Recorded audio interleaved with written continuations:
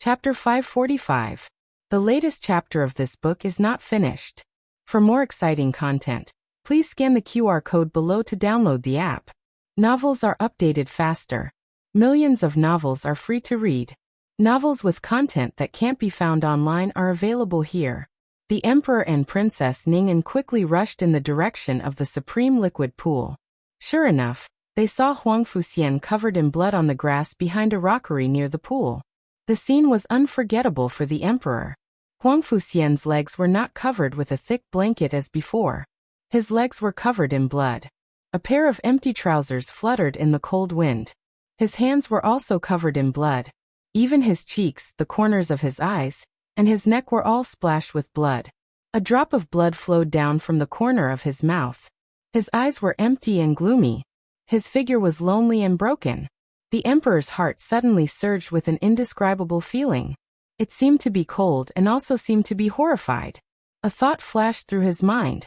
How could there be such a terrible child in the world? Huang Fuxian was only 13 years old, 1 year younger than Gu Xiaoshan. However, the coldness he showed was not something a normal person should have. The Emperor's eyes fell on his empty trousers and his throat suddenly choked. "Sienna, what are you doing?" Princess Ning'an roared as she ran over. She grabbed Huang Fuxian's shoulders tightly and shook his frail body. "What have you done?" Huang Fuxian expressionlessly allowed her to rock him back and forth in the cold wheelchair. Princess Ning'an said with red eyes, "Speak. What have you done? Why did you do this?" The Emperor came back to his senses and walked forward to pull Princess Ning'an away. Princess Ning'an covered her face and cried in the Emperor's arms. "It's all my fault. It's my fault." The Emperor looked and didn't see the dog's body. He didn't know if the child threw the dog into the supreme liquid pool. Thinking that a 13-year-old child could be so cruel, the Emperor couldn't help but close his eyes and gasp. Because he was Ning'an's son, he had to endure. Ning'an had suffered too much. He couldn't let her suffer any more harm. "You go back first. I will talk to him," the Emperor said to Princess Ning'an. Princess Ning'an cried and looked at Huang Fuxian. The Emperor patted her shoulder comfortingly. "I won't do anything to him. I just want to have a good talk with him." With the Emperor's words, it would be inappropriate for Princess Ning'an not to return. Princess Ning'an sobbed and said to Huang Fuxian, "Don't make your uncle angry." Huang Fuxian leaned lazily against the back of the wheelchair, looking as if he didn't care about anyone. Princess Ning'an turned and returned to Iridescent Cloud's hall. The Emperor looked at Huang Fuxian and hesitated for a moment before taking 2 steps towards him. He stopped beside his wheelchair and sighed. "Sienna, I know you're suffering. You've lost your legs and your father. I understand your pain." "Ah," Huang Fuxian sneered disdainfully. He snorted at the Emperor's words. Ever since the Emperor ascended the throne, no one except Empress Dowager Zhuang dared to speak to him like this. He didn't want to argue with a child. "Yes, I didn't lose my legs. I can't understand all your pain. But I also lost my father. I understand the pain of losing a father," Huang Fuxian said sarcastically. "Your Majesty's situation is different from mine. Your Majesty's father died of an illness, while mine was killed by someone." The Emperor frowned. "Your father betrayed the court," Huang Fuxian said calmly. "His court is the Li dynasty." The Emperor clenched his fists and gasped again. He couldn't be angry at his nephew. The Emperor looked at him and said, "If you want to blame someone, blame me. Don't blame your mother. Don't do these things to make your mother angry." Huang Fuxian didn't look at the Emperor. Instead, he looked at the calm surface of the imperial liquid pool and said coldly, "She betrayed my father. I want to blame her. I will never forgive her. Of course, I won't forgive your Majesty either. Your Majesty better kill me as soon as possible. Otherwise, when I have the power, I may continue my father's great cause of restoring the country. I am a member of the imperial family of the Li dynasty. My father's blood flows in my body. As long as I am alive, the Li dynasty will not perish." "Your Majesty, your Majesty, your Majesty." Eunuch Wei's voice sounded from afar. The Emperor's consciousness returned. He realized that he had returned to the imperial study and had been in a daze for a long time. He had almost strangled the child's neck. He had almost killed him. It was the child's appearance that was too similar to Ning An's that pulled him back to his senses. He was afraid that if he stayed any longer, he would give an order to cut off his head. So he left him alone. "Your Majesty, are you okay?" Eunuch Wei looked at His Majesty worriedly. The emperor wiped the cold sweat on his forehead and shook his head. "I'm fine. How is little Qi?" Eunuch Wei said embarrassedly. "I sent the seventh prince to the palace of earthly tranquility and handed him over to the empress. The empress doesn't seem to be happy." "Who would be happy about this? The empress was bullied twice, and it was by the same person. Empress Xiao was not a weak person who could be bullied." The palace of earthly tranquility and the palace of earthly tranquility had become enemies. The emperor pinched his sore eyebrows. "Send someone to the palace of earthly tranquility and tell them that I will be there for dinner tonight." This meant that he was going to appease Empress Xiao. Eunuch Wei understood. Yes. Eunuch Wei left. However, the emperor's worry did not dissipate. It was easy to appease Empress Xiao, but it was not so easy for him to get over the hurdle in his heart. His mind was full of Huang Fuxian's words. "As long as I am alive, the Li dynasty will not perish."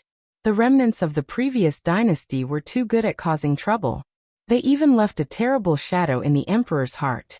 In fact, Huang Fuxian was only a 13-year-old cripple. How could he restore the country? However, another voice floated in the emperor's mind. He had the blood of the previous dynasty in his body. He had inherited his father's wisdom and means. He was a child without any sympathy or pity.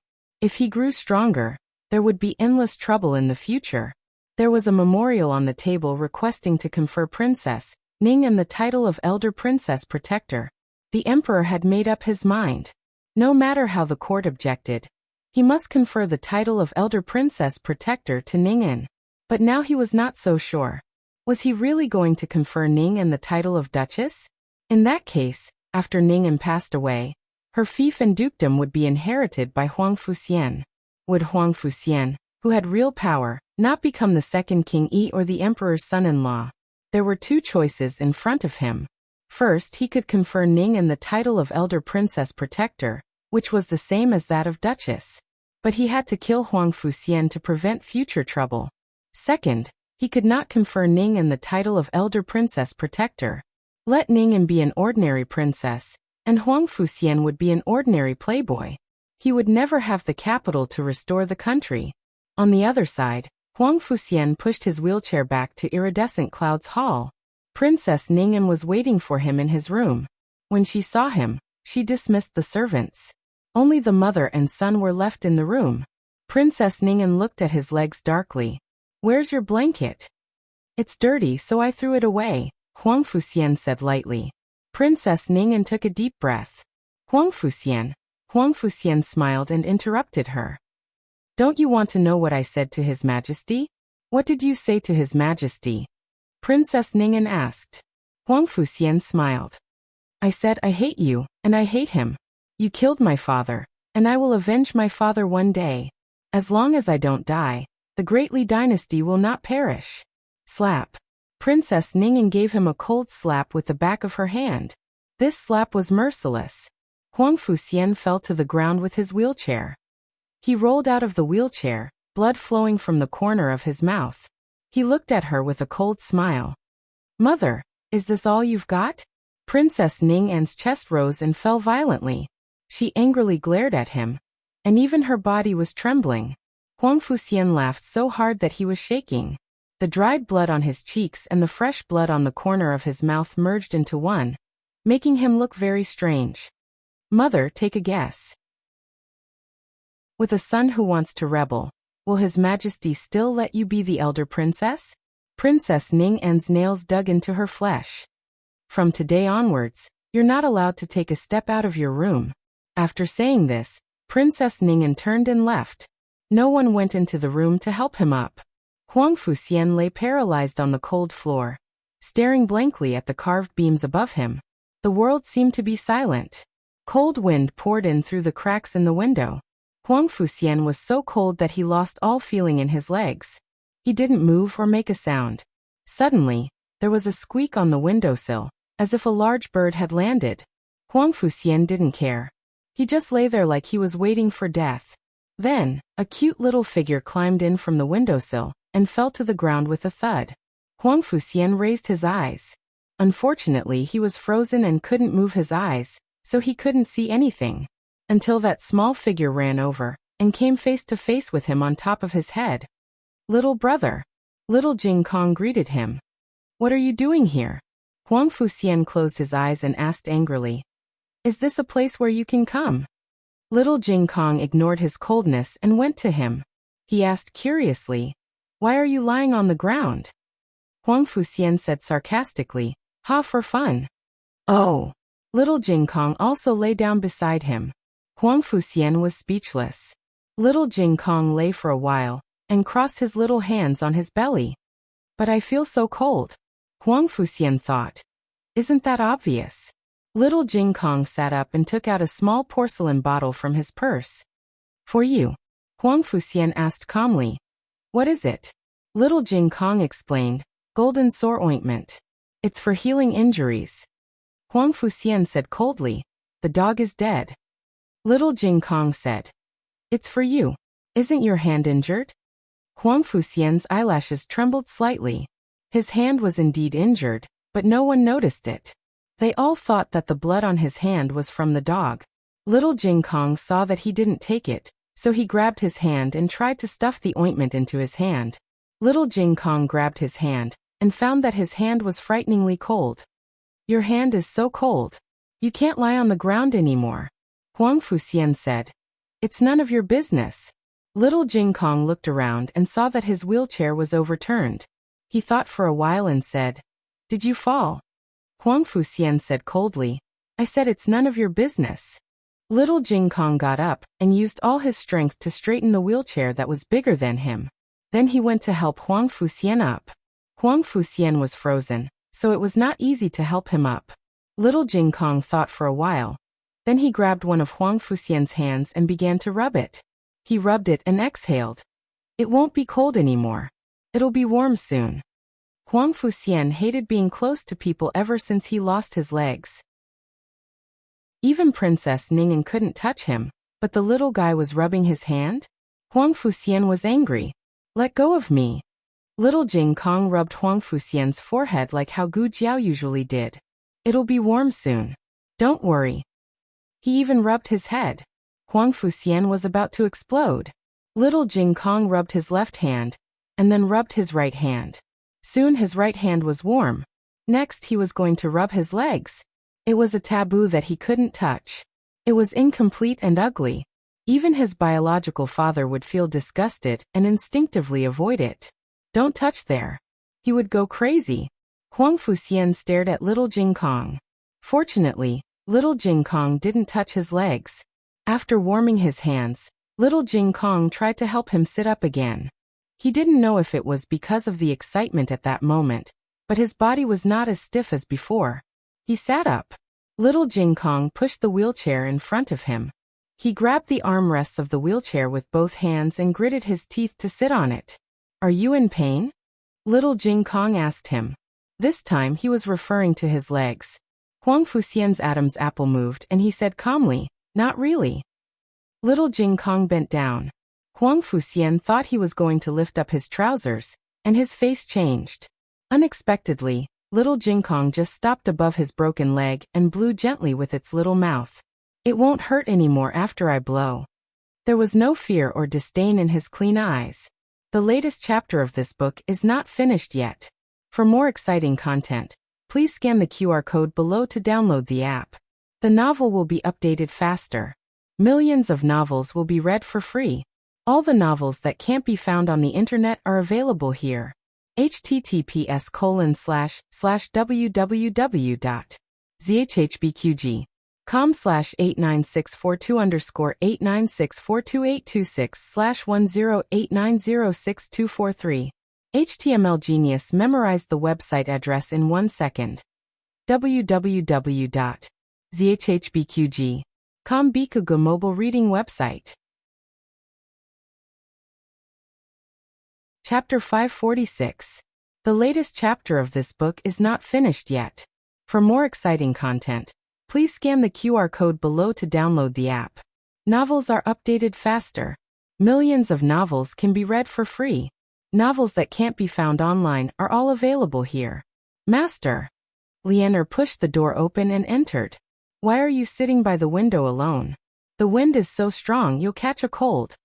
Huang Fuxian stared at the scenery outside the window and didn't answer Lian. Little Jing Kong was no longer in the room. There was no trace of him being here. Lian quickly walked over and closed the window across the table. Don't close it, Huang Fuxian said. Lian's hand paused in the middle of closing the window. She turned to look at her master in confusion. But it's cold. I'm not cold, Huang Fuxian said indifferently. Then okay, I'll turn it down a little. Lianer closed the window halfway. Huang Fuxian looked out through the gap in the window. His expression was indifferent and gloomy. It wasn't Lianer's first day serving Princess Ning'an, so she wasn't surprised by Huang Fuxian's appearance. However, she still felt sorry for him. She looked at Huang Fuxian, whose blood had already dried up.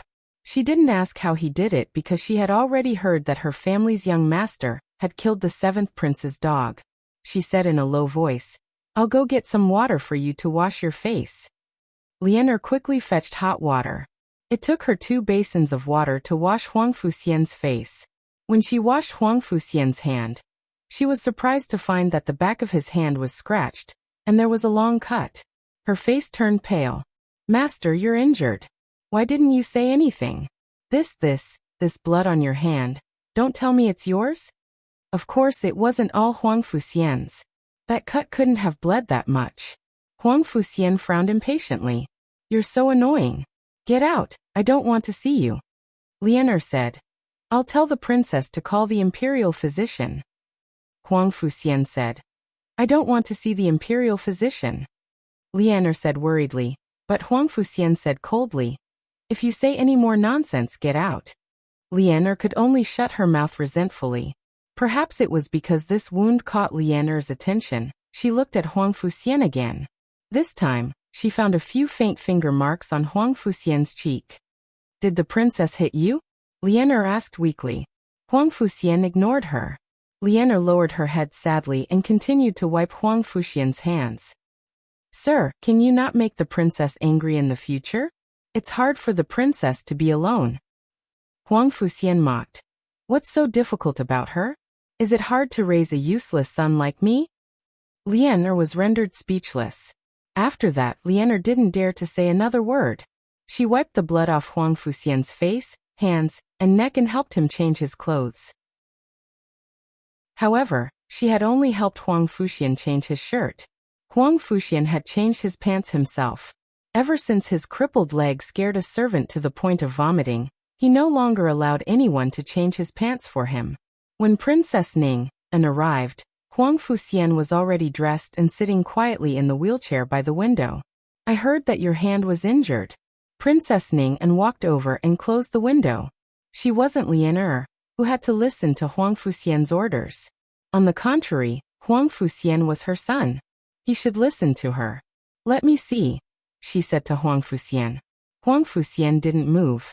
Princess Ning'an picked up his left hand. Why didn't you say so earlier? It's such a long cut. Huang Fuxian turned his face away and ignored her.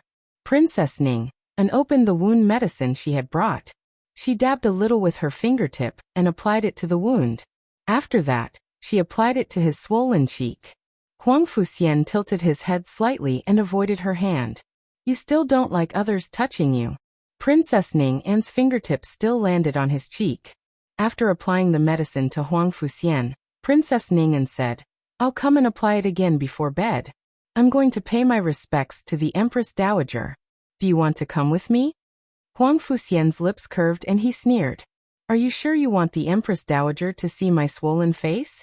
Princess Ning'an pinched her fingers and took a deep breath. She placed the wound medicine on the table and turned to leave. Renshou Palace. Xiao Heng had official business to attend to. After visiting his grandaunt, he left the palace. When he arrived, it was only him and little Jing Kong. Gu Jiao also came later. Little Jing Kong already had Jiao Jiao. How could he still remember his bad brother-in-law? He waved his little hand and sent his bad brother-in-law away. Then he began to uncover the roof tiles in Rensho Palace. As he grew older, his energy became more vigorous and his destructive power became stronger. However, Gu Jiao would basically fix it for him.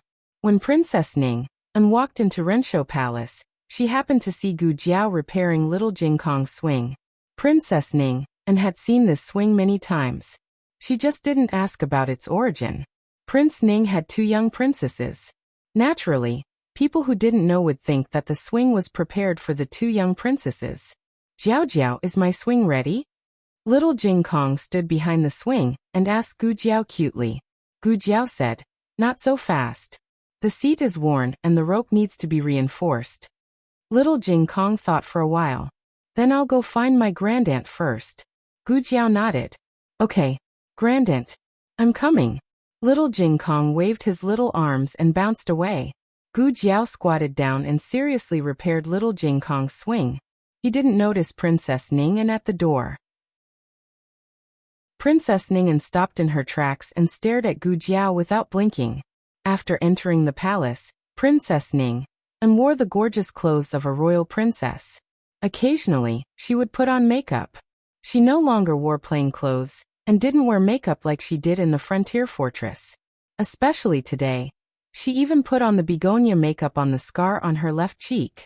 At first glance, the red birthmark on Gu Jiao's cheek was similar to her begonia makeup. It was just that the begonia makeup was done by hand. It was small and delicate, and the birthmark paled in comparison. Before Princess Ning got married, she was a lively and active princess. However, when she was quiet, Yi had a quiet and gentle side. Gu Jiao's temperament was similar to Princess Ning's when she was quiet. However, it was more otherworldly and cold. Princess. A palace maid saw Princess Ning and bowed respectfully to her. Gu Jiao turned her head. Princess Ning smiled at her. Gu Jiao nodded. None of the palace servants present found it strange that Gu Jiao did not bow to Princess Ning in the imperial palace. Actually, in front of the emperor just now, Gu Jiao did not bow and scrape, and the emperor and eunuch Wei still looked as if they were used to it. Although Princess Ning traveled with Gu Jiao, they didn't interact much. After Gu Jiao fell asleep in the snow mountain, she was protected by Gu Chongqing on his back. When they returned to the army camp, he immediately isolated her. On the way back to the capital, Princess Ning sat in her carriage.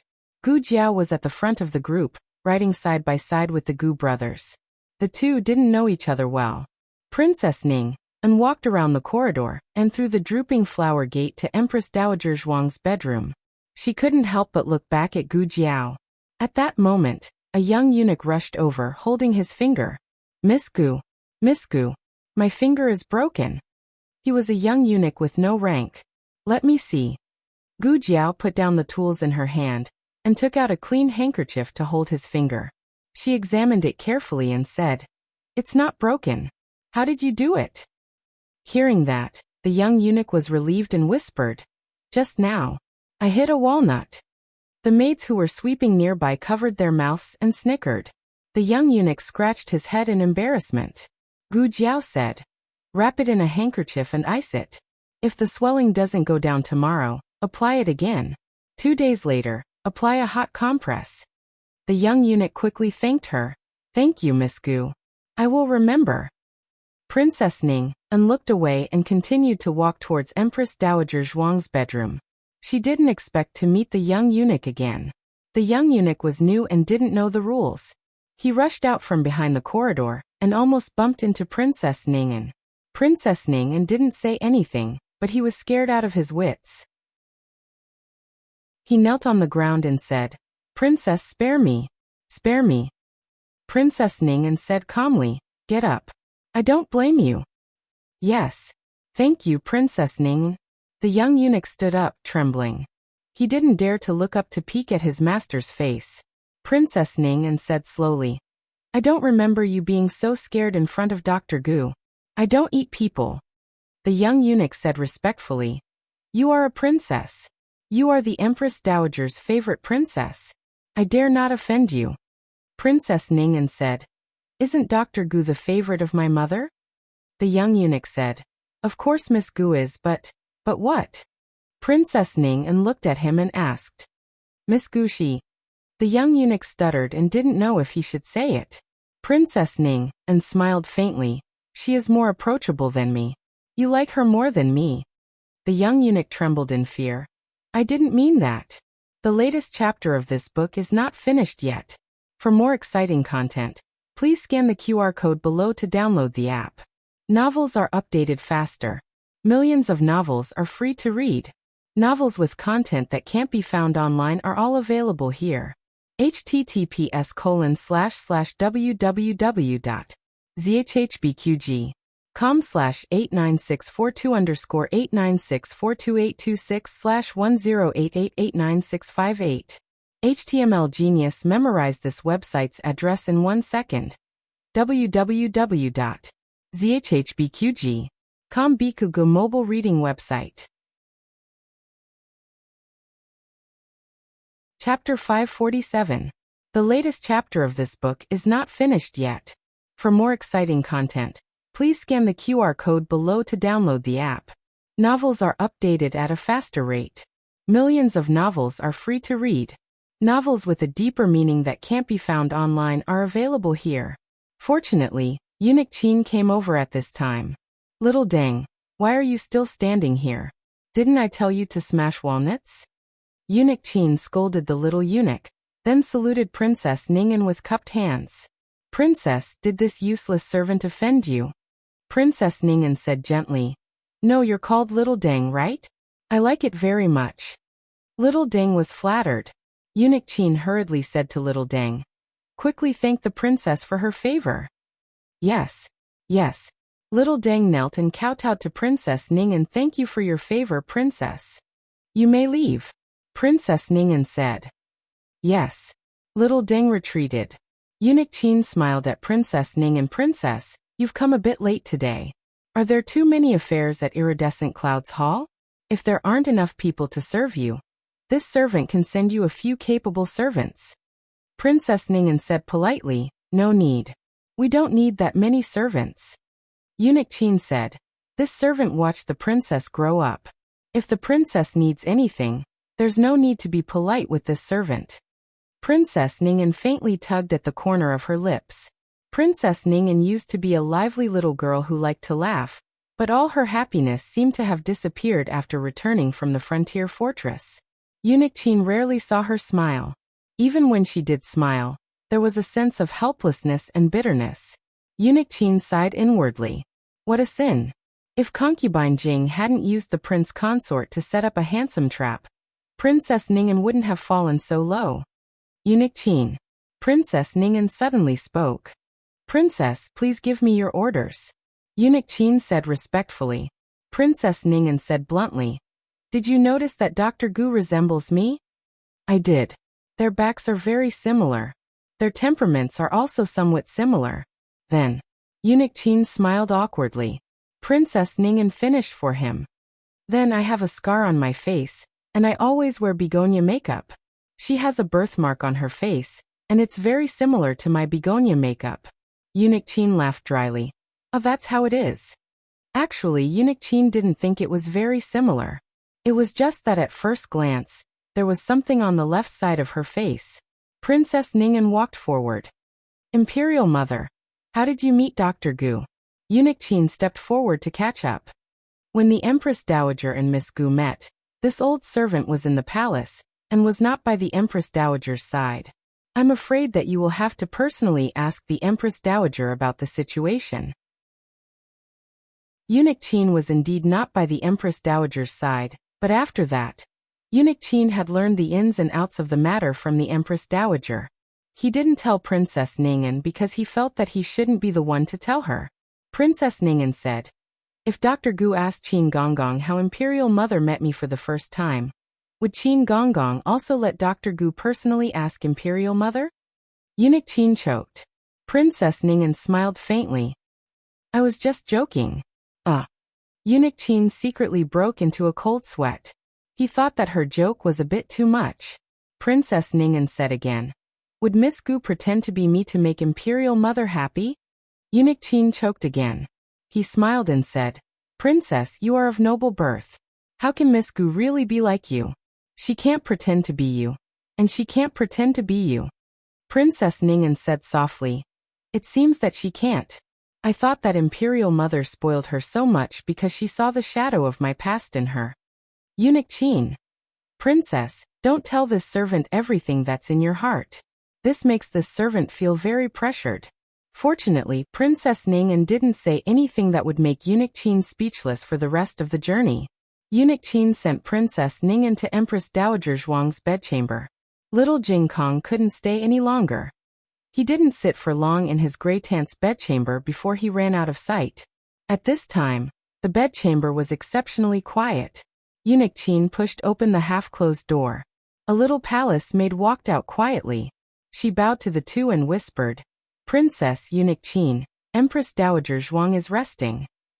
Princess Ningen asked worriedly, so early? Is Imperial Mother not feeling well? The little palace maid shook her head. Dr. Gu just checked the Empress Dowager Zhuang's pulse. She's fine. She's just tired. Princess Ningen's expression cleared a little.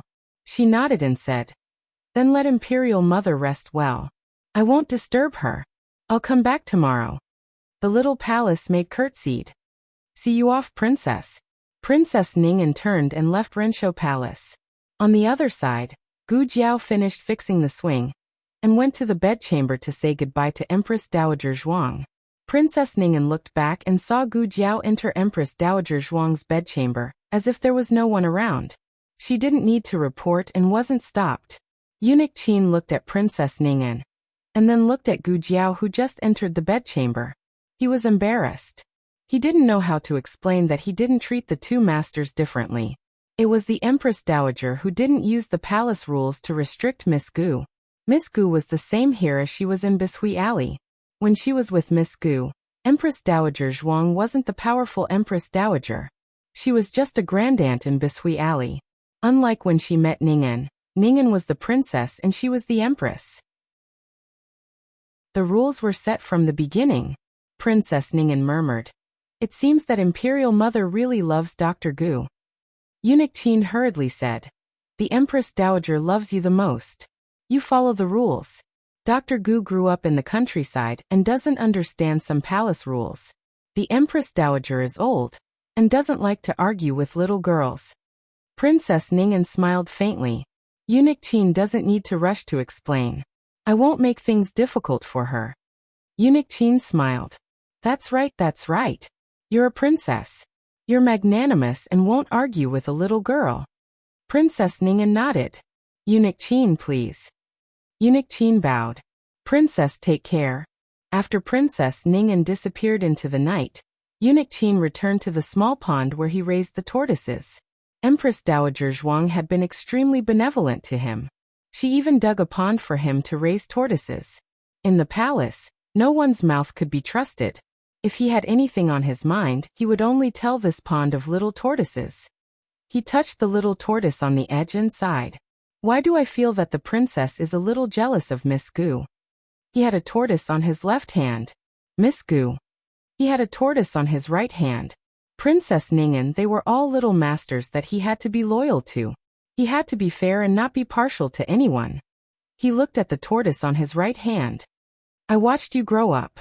When you peed your pants, I changed your clothes for you. He looked at the tortoise on his left hand. You saved the Empress Dowager's life. The Empress Dowager doesn't have to live so tirelessly with you. You take care of everything for the Empress Dowager. He looked at the tortoise on his right hand. Since you were young, the Empress Dowager loved you the most. She didn't let you suffer any grievances. He looked at the tortoise on his left hand. Thank you for protecting the Empress Dowager so well. You let the old lady have someone to rely on. Alas, as a loyal servant, he should be more loyal to Princess Ningen, who he had brought up single-handedly. But why did he like the tortoise on his left hand more? Jiao Jiao. On the carriage back, little Jing Kong sat beside Gu Jiao obediently and pulled Gu Jiao's hand. Aren't you sleepy? Gu Jiao held his little hand. Little Jing Kong shook his head. Gu Jiao said, That's strange. You didn't take a nap today, but you aren't sleepy. Are you scared by the little dog? No. The little dog was very pitiful. But little Jing Kong was not a child who was easily frightened. He opened his dark eyes wide, and his long eyelashes flickered. He pointed at the big trees by the roadside and said, "Jiao Jiao, the branches of those trees are broken. Are they in pain?" Gu Jiao thought for a while. "Maybe, but their branches will grow back in spring." "Then what about Hua Hua?" Little Jing Kong asked again. "Can Hua Hua grow back even if it's cut off?" "Yes." Gu Jiao nodded. Little Jing Kong stretched out his little head and shook it. "What about my little head? Can it grow back too?" Gu Jiao's delicate body trembled. "That's not possible." "Oh." Little Jing Kong sat upright again. He shook his pair of short legs. "What about legs? Jiao Jiao? If there are no legs, can they grow back like branches?" Gu Jiao touched his little head. It was a pity, but she had to tell him cruelly, "They can't grow back." Little Jing Kong lowered his head. Oh. He had just met Huang Fuxian, and he asked such a question. Of course, he was not speaking without thinking. Her Jing Kong was the warmest child in the world. Gu Jiao rubbed his little head. Although they can't grow back, they can stand up again with the help of external forces. Little Jing Kong's dim eyes suddenly brightened. Really? Can he really stand up again? Gu Jiao curved her lips.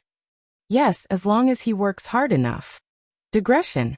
I just took a look and it's almost over 5,000 votes.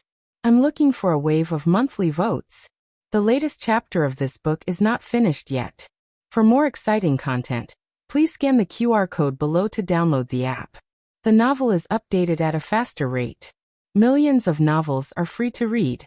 All the novels that you can't find online are available here. https://www.zhbqg.com/89642_8964286/1088888736. HTML Genius remembered the website address in a second. www.zhbqg.com Bikuga mobile reading website. Chapter 548. The latest chapter of this book is not finished yet. For more wonderful content, please scan the QR code below to download the app. The novel is updated faster. Millions of novels are free to read. There are novels that can't be found on the internet. This matter seems easy from her mouth, but it's very difficult to actually implement it. If a person who lost his legs wants to stand up, he must make a pair of prosthetics suitable for himself. Prosthetics are not the most difficult part. The most difficult part is the socket. At present, there is no suitable material for the socket in the small medicine box. After Xiaoheng visited Empress Dowager Zhuang, he went directly out of the palace. He didn't go back to Bishui Alley, but went to the clinic first. At this time, it was already late at night. The smell of food floated out of the clinic. The girls' school next door hasn't started yet, so it was still deserted. The business of the clinic was good, so people came and went.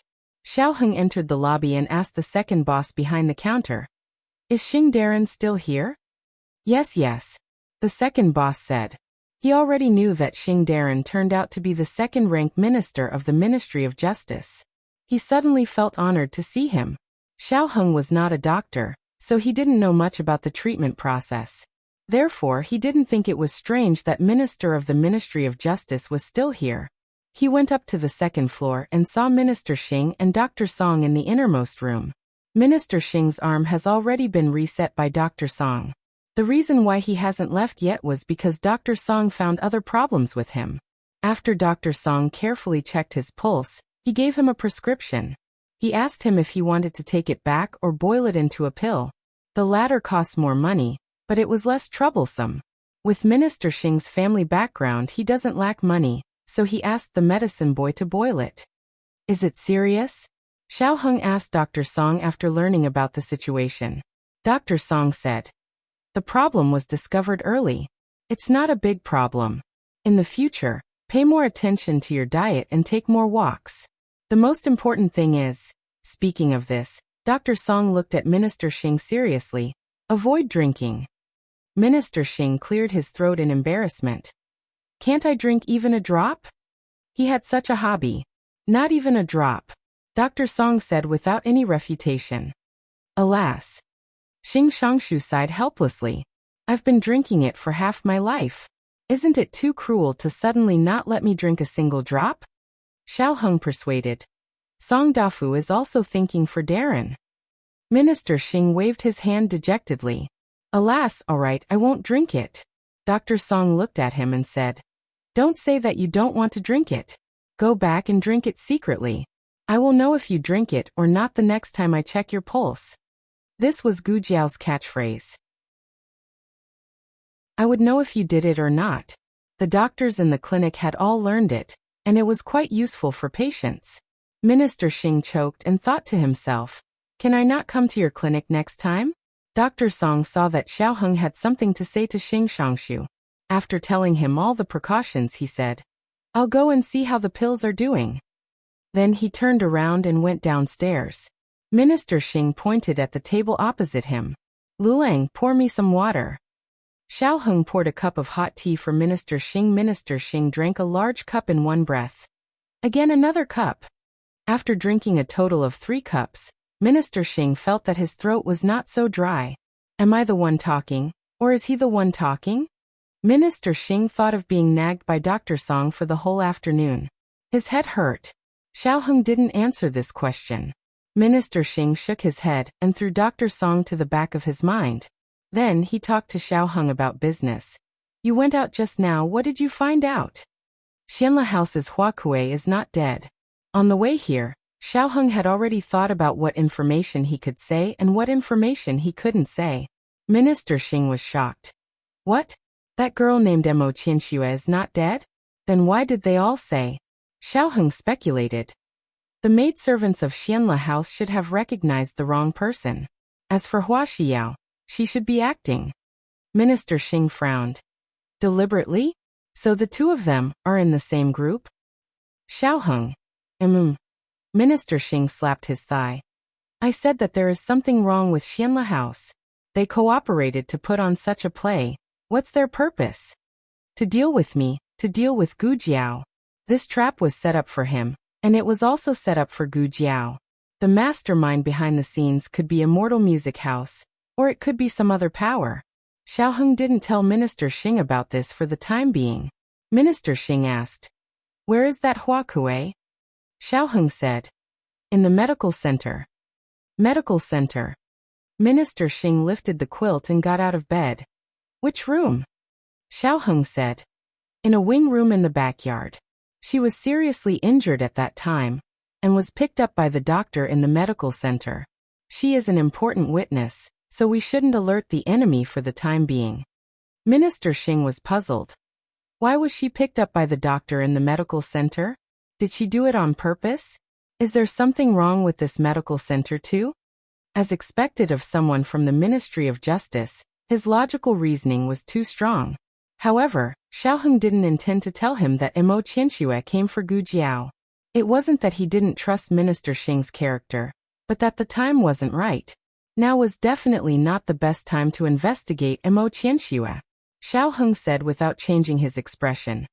There is nothing wrong with the medical center, but it is too famous. Even you, Minister Xing, came here.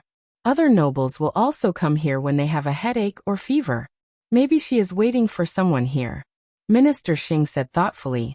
What you said makes sense.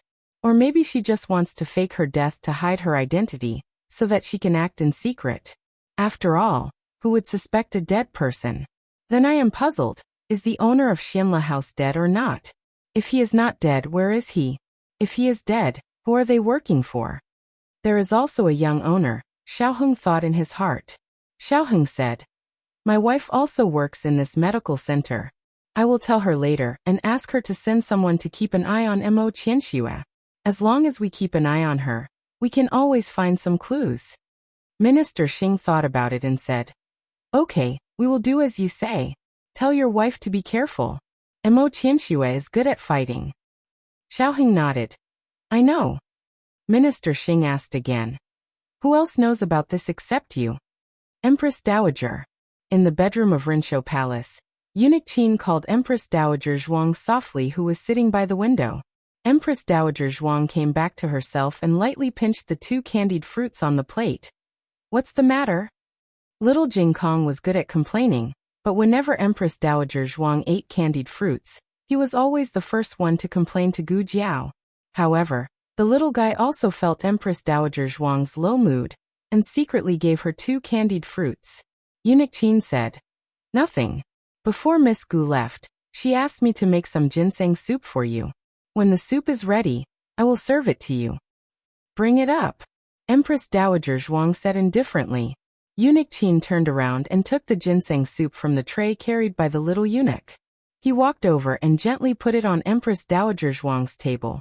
Empress Dowager Zhuang did not move. Eunuch Qin smiled. "It is not hot. Drink it while it is hot. It will be cold soon." Empress Dowager Zhuang lazily took a sip of the soup. Eunuch Qin said embarrassedly, "Miss Gu asked me to reduce the salt. Will it be a bit bad?" Empress Dowager Zhuang snorted. I have not eaten Miolong's food. I am not qualified to say it is bad." Eunuch Qin. But to be honest, it was really bad. If she had not been poisoned by Xiaoheng's cooking skills, Empress Dowager Zhuang would not drink it. Although Empress Dowager Zhuang disliked it, she still forced herself to drink it. Eunuch Qin smiled from the bottom of his heart. Sure enough, no matter how bad the food was, as long as it was Miss Gu's order, the Empress Dowager would accept it. "You were there when Ning'an was young, right?" Empress Dowager Zhuang suddenly asked. Qin Gonggong didn't know how the topic had turned to Princess Ning'an. He stilled and replied, Yes. When the Empress Dowager just entered the palace, this old servant came to serve you. Princess Ning'an was only born a few years later." Empress Dowager Zhuang looked out the window at the crabapple tree covered with a layer of snow and said, "Do you remember Ning'an's temperament when she was young?" Yes. Eunuch Qin said as if he was familiar with her. "She was sweet, lively, active, and couldn't calm down. Otherwise, how could she have bumped into your phoenix carriage in the Imperial Garden?" Empress Dowager Zhuang said indifferently, "It was concubine Jing's plan. How could she have bumped into my carriage? It was a pity that I was young and did not understand the dangers of the palace. I mistook her for a friend." Eunuch Qin observed her expression and asked, "Do you regret it, Empress Dowager?" Empress Dowager Zhuang tapped the table. Eunuch Qin's sharp eyes poured a cup of hot tea.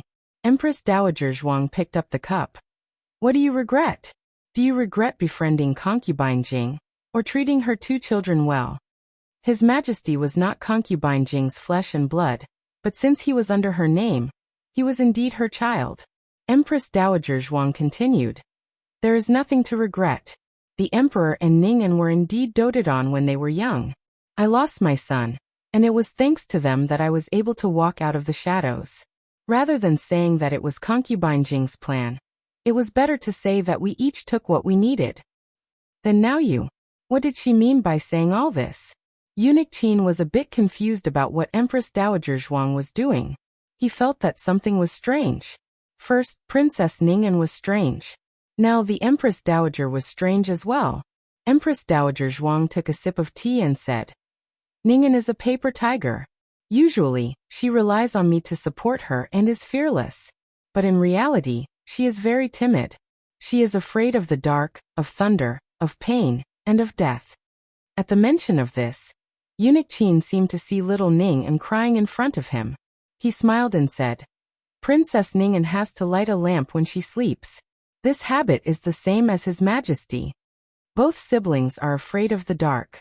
Empress Dowager Zhuang looked at little Jiao, who was flapping her wings and sweeping away the snow on the crabapple tree. She said, "But one night, she suddenly became fearless. I remember very clearly that it was when I was banished to the cold palace by the late emperor. You were punished to do hard labor in the dungeon and weren't by my side. I was sick for a few days.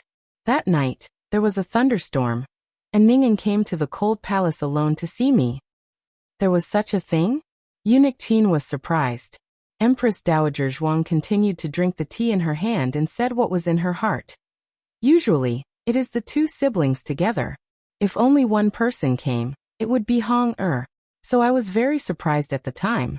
I asked her why she came. She said, 'Mother, I came to see you. You are sick.' I didn't tell anyone that I was sick." I didn't know how this child knew. So I asked her, "Are you not afraid of the dark?" She said no. Eunuch Qin smiled and said, "The princess is sincere to you. For you, she doesn't even care about being afraid." Little Gio accidentally fell down while sweeping the snow. It flapped twice in the snow as if it was wronged. It flew over and squatted down by Empress Dowager Zhuang's hand. It seemed to be waiting for Empress Dowager Zhuang to touch its feathers. Empress Dowager Zhuang pushed little Gio away with a cup with a look of disgust. Little Gio, who was rejected. Empress Dowager Zhuang said lightly, "I also think so. So I was really moved. I swore in my heart that I would love this child for the rest of my life." The more Eunuch Qin listened, the more confused he became. There was nothing wrong with the Empress Dowager's words, but the Empress Dowager's expression didn't seem right. Did Xiao Darren come over today and say something to the Empress Dowager? Xiao Heng sent Minister Xing to the carriage to return to the residence before heading back to Jishui Alley. The alley was filled with the sounds of little Jing Kong. "Are you that excited?" Xiao Heng shook his head and stepped over the threshold. When he entered the room, he found that Gu Changqing and Gu Qingfeng had come over. Gu Changqing came to buy hair growth medicine, and Gu Qingfeng came to see his younger brother and sister. Gu Changqing and Gu Jiao went to the frontier fortress, leaving Gu Yan alone here. Baby Yan expressed that he was very angry, but he couldn't bear to be angry at Gu Jiao. So Gu Changqing endured all of his little temper. Gu Changqing took Gu Yan to ride a horse and accompanied Gu Yan to shoot arrows. Finally, he managed to coax Gu Yan. Then came Gu Xiaobao. When Gu Xiaobao was born, Gu Changqing wasn't in the capital. After the war broke out, he rushed to the frontier without stopping. So today was the first time he met Gu Xiaobao. However, Gu Xiaobao seemed to be very afraid of him. His little body trembled in his arms. Gu Qingfeng rarely saw his big brother in a good show. He laughed mockingly. "Big brother, you can't do it. Xiaobao doesn't like you." Gu Changqing said coldly, "If you can do it, then do it." "I'll do it." Gu Qingfeng took Gu Xiaobao without any pressure. As expected, Gu Xiaobao stopped trembling. Gu Changqing's face darkened. "Haha, I knew it." Gu Qingfeng laughed loudly. The next second, he couldn't laugh anymore. Because Gu Xiaobao suddenly burrowed into his arms and opened his mouth to suck on his. Gu Qingfeng shuddered. "I'm not a nanny." The latest chapter of this book is not finished yet. For more exciting content, please scan the QR code below to download the app. Novels are updated at a faster rate. Millions of novels are free to read. Novels with connotations that can't be found online are all available here. https://www.zhhbqg.com/89642_8964286/1088866343. HTML Genius memorized this website's address in 1 second. www.zhhbqg.com Bikuga mobile reading website. Chapter 549. The latest chapter of this book is not finished yet. For more exciting content, please scan the QR code below to download the app. The novel was updated at a faster rate. Millions of novels were free to read. Novels with a deeper meaning that couldn't be found online were all available here. For the entire night, whenever Gu Qingfeng hugged Gu Xiaobao would snuggle into his arms and drink milk. Gu Qingfeng, who had just ridiculed his eldest brother, finally understood what it meant to be, a man can't be arrogant, or he'll get stabbed. The Gu brothers had dinner in Bishui Alley before returning home. Before they left, Gu Changqing taught little Jing Kong a set of boxing techniques. Little Jing Kong learned with relish and practiced tirelessly in the backyard. He didn't even go to take a bath when Gu Changqing asked him to. Forget it, let him play for a while. There's no school tomorrow anyway. Gu Jiao said to Yu Yar. Yu Yar said, "Then I'll send the hot water to Xiaoshan and Xiaoshuan's room first so that Xiaoshan can take a bath first." The order of bathing at home was from young to old. Gu Xiaobao had already taken a bath. "Go ahead," Gu Jiao said. Yu Yar went to take the hot water. Gu Jiao went to the kitchen to help Nanny Fong tidy up, but Nanny Fong didn't let her do it. "I'm not so old that I can't move. I'm doing this and that all day long. I'm just doing nothing." This wasn't an exaggeration. Everyone in the family was lazy. Even Gu Yan, who was the laziest, knew to peel corn and water the vegetable fields. Most of the chores at home had been shared, so Nanny Fong really wasn't tired at all. Gu Jiao didn't insist on going to the kitchen. She went back to the east room to pack up. She still had to go to the medical center later, so she wanted to say goodbye to her family before she left. Everyone else saw Xiao Heng, but he was neither in the study nor in the west room. Gu Jiao said, "That's strange. Where did he go?" Xiao Heng went next door. In fact, Gu Changqing was there as well. It was impossible for Gu Changqing to not be alarmed when such a big thing happened at Immortal Music House. After Gu Chengfeng got on the carriage to return to the residence, he lied to Gu Chengfeng that he was going to the military camp, but in fact he was going next door. "Lu Quan, go and guard outside. Don't let anyone hear you," the old chancellor said to Lu Quan. "Yes, master." Lu Quan stood guard at the door. The three of them sat down in the study. The old chancellor said, "Speak, what is it?" Gu Changqing glanced at Xiao Heng and said, "Something happened at Immortal Music House. Is there any news from the Ministry of Justice?" "Yes." Xiao Heng was even more honest with Gu Changqing than Xing Shangshu. Other than the fact that Mo Qianxue mistook him for someone else, he almost told Gu Changqing everything, including the young master of Immortal Music House. He didn't say that Mo Qianxue was the one who told him about young master. Gu Changqing thought that he found out through the means of the Ministry of Justice. Gu Changqing was silent. He really didn't expect there to be such a shocking thing. "I thought it was just a rumor. What is the purpose of Immortal Music House?" Xiao Heng thought seriously and said, "The ultimate purpose is not clear, but Jiao Jiao seems to be blocking the path of young master of Immortal Music House." Immortal Music House made a move on Jiao Jiao. Gu Changqing's face suddenly became cold. Xiao Heng said, "However, Immortal Music House made a mistake this time. The people they sent can't make a move on Jiao Jiao. For the time being, there is no need to worry about Jiao Jiao." Gu Changqing's eyes were still cold. "Is there anything I can help with?" Xiao Heng said, "Investigate the background of young master of Immortal Music House. All of her past, all of the people she knows, all of the things she has done. The more detailed, the better. Also investigate in secret. Don't let anyone find out." Gu Changqing pondered for a moment and said, "I will tell His Majesty that I will leave the capital to comfort the families of the soldiers who died in the line of duty in the Gu army." The old chancellor nodded approvingly. This was a good reason. After Gu Changqing left, the old chancellor said to Xiao Heng, "Is there anything you haven't said?" The old chancellor knew Xiao Heng too well. Others couldn't see through Xiao Heng's emotions, but he wouldn't be so easily fooled. After all, Xiao Heng's black-bellied skills were taught by him. That group of people might be coming. That group of people?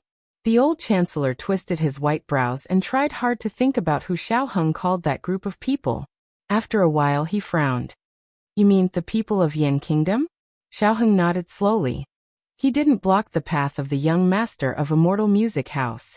If he was the young master of Immortal Music House, he would definitely try to subdue him. If he couldn't subdue him, then it wouldn't be too late to kill him. The one who wanted his life must be someone else. For him to sit in his current position. There were many people who were jealous of him, but there were too few who had the guts to touch him and the strength to enter the eyes of Immortal Music House. It could be said that there were almost none in the entire Zhao country. Didn't Grand Tutor Zhuang want to touch him? But Grand Tutor Zhuang didn't have the guts to challenge Empress Dowager Zhuang's bottom line. At most, Grand Tutor Zhuang used a bit of power to suppress him. Those who weren't as strong as Grand Tutor Zhuang, Immortal Music House looked down on them. Those who were favored by Immortal Music House had no enmity with Xiao Heng. After thinking about it, there was only one last possibility left. The old chancellor heaved a long sigh. "Alas, now I finally understand why Princess Xinyang would rather let you wander among the common people and ignore you than bring you back to the capital." The power of Shangguan wasn't something that ordinary people could contend against. They hid it so well, but the other party still smelled Xiao Heng's scent. The old chancellor said earnestly, "Princess Xinyang isn't in the capital these days, so you have to be more careful."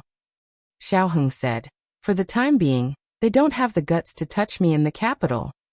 Otherwise, they wouldn't have made such a big scheme to lure him out of the city. There was a problem that the old chancellor couldn't figure out. The power of Shangguan wants to kill you, but they don't dare to do it too openly. What are they afraid of? Marquis Xianping? The royal family of Zhao country? The old chancellor carefully analyzed the course of events and found that those people were becoming more and more careful. At first, when they assassinated Xiao Heng's mother, they dared to sneak into Marquis Xianping's residence. More than 10 years later, when they assassinated Xiao Heng, they only dared to borrow Prince Ning's hand. As for now, they didn't even dare to act rashly in the capital. There must be some reason behind this. The old chancellor said thoughtfully, I always feel that your mother isn't a female slave. Xiao Heng didn't have this knot in his heart, whose blood flowed in his body. To Jiao Jiao and his family, he was Xiao Heng. He didn't care about his own situation and said, it's not important. What's important now is to solve the big problem of Immortal Music House. The old chancellor hesitated for a moment and asked, did you tell Zhuang Jins about Immortal Music House? What's her attitude? Is she partial to Jiao Jiao or partial to that person? The next day, at the first glimmer of dawn, Ning'an woke up early. She first went to Huang Fuxian's room. Huang Fuxian was still sleeping. She looked at the injuries on his cheek and the back of his hand, and took out the golden sore medicine from the drawer to apply some on him. The golden sore medicine seemed to be different from the bottle she gave, but she didn't care too much about it. After that, she went to Rinshou Palace to pay respects to Empress Dowager Zhuang, and accompanied her for breakfast. Empress Dowager Zhuang didn't need to attend morning court now, so she had a lot of free time. While Empress Dowager Zhuang was washing up, Princess Ning'an quietly waited in Empress Dowager Zhuang's bedroom. After a while, someone from the Imperial Household Department came and handed a tray covered with a silk cloth to Eunuch Qin. Eunuch Qin then sent the tray to Empress Dowager Zhuang's bedroom. What is this? Princess Ning'an asked softly. It's something sent by the Imperial Household Department. Eunuch Qin said. Let me see. Princess Ning'an took away the silk cloth covering it. She saw that on the tray was an imperial purple gold token, engraved with the 2 words Protector of the country. Next to the token was a purple gold phoenix crown. This is the token and phoenix crown of the Protector Princess? Princess Ning'an was shocked speechless by this exquisite and peerless object. Not everyone could have the title of Protector of the country. It could be said that no princess in this dynasty could bear this title. And now, Princess Ning'an was going to be crowned with the title of Protector Princess. How could this not make Ning'an happy? The calmness she had tempered in the frontier fortress completely disappeared at this moment. She excitedly reached out, picked up the phoenix crown, and put it on her head. Then she grabbed the token on the tray and turned to look at herself in the bronze mirror. However, before she could see her majestic appearance, a figure wearing a royal blue phoenix robe walked over with a majestic aura. The owner of the figure took off the phoenix crown on her head. Everything happened so fast that Princess Ning'an didn't have time to react. She sat in the chair, her body and hair violently pulled. The originally exquisite bun was scattered. There was no pity in Empress Dowager Zhuang's eyes. Empress Dowager Zhuang looked down at her condescendingly, a powerful aura bursting out. This is something that Ijia prepared for Jiao Jiao. Who gave you the courage to touch it? Princess Ning'an looked at Empress Dowager Zhuang in disbelief. She didn't know whether to be surprised by Empress Dowager Zhuang's appearance or her words. Clearly yesterday. How come today? This attitude really caught her off guard. Ning'an looked at Empress Dowager Zhuang in shock and hurt. Mother. Empress Dowager Zhuang snatched the Protector of the country token from her hand and said with a cold face, Don't call Ijia mother. You don't deserve it. The latest chapter of this book is not finished. For more exciting content, please scan the QR code below to download the app. Novels are updated faster. Millions of novels are free to read. Novels with content that can't be found on the internet are all here. https://www.zhhbqg.com/89642_896/10886526/10886526. HTML Genius remembers this site's address in 1 second. www.zhhbqg.com Bikuga mobile reading website.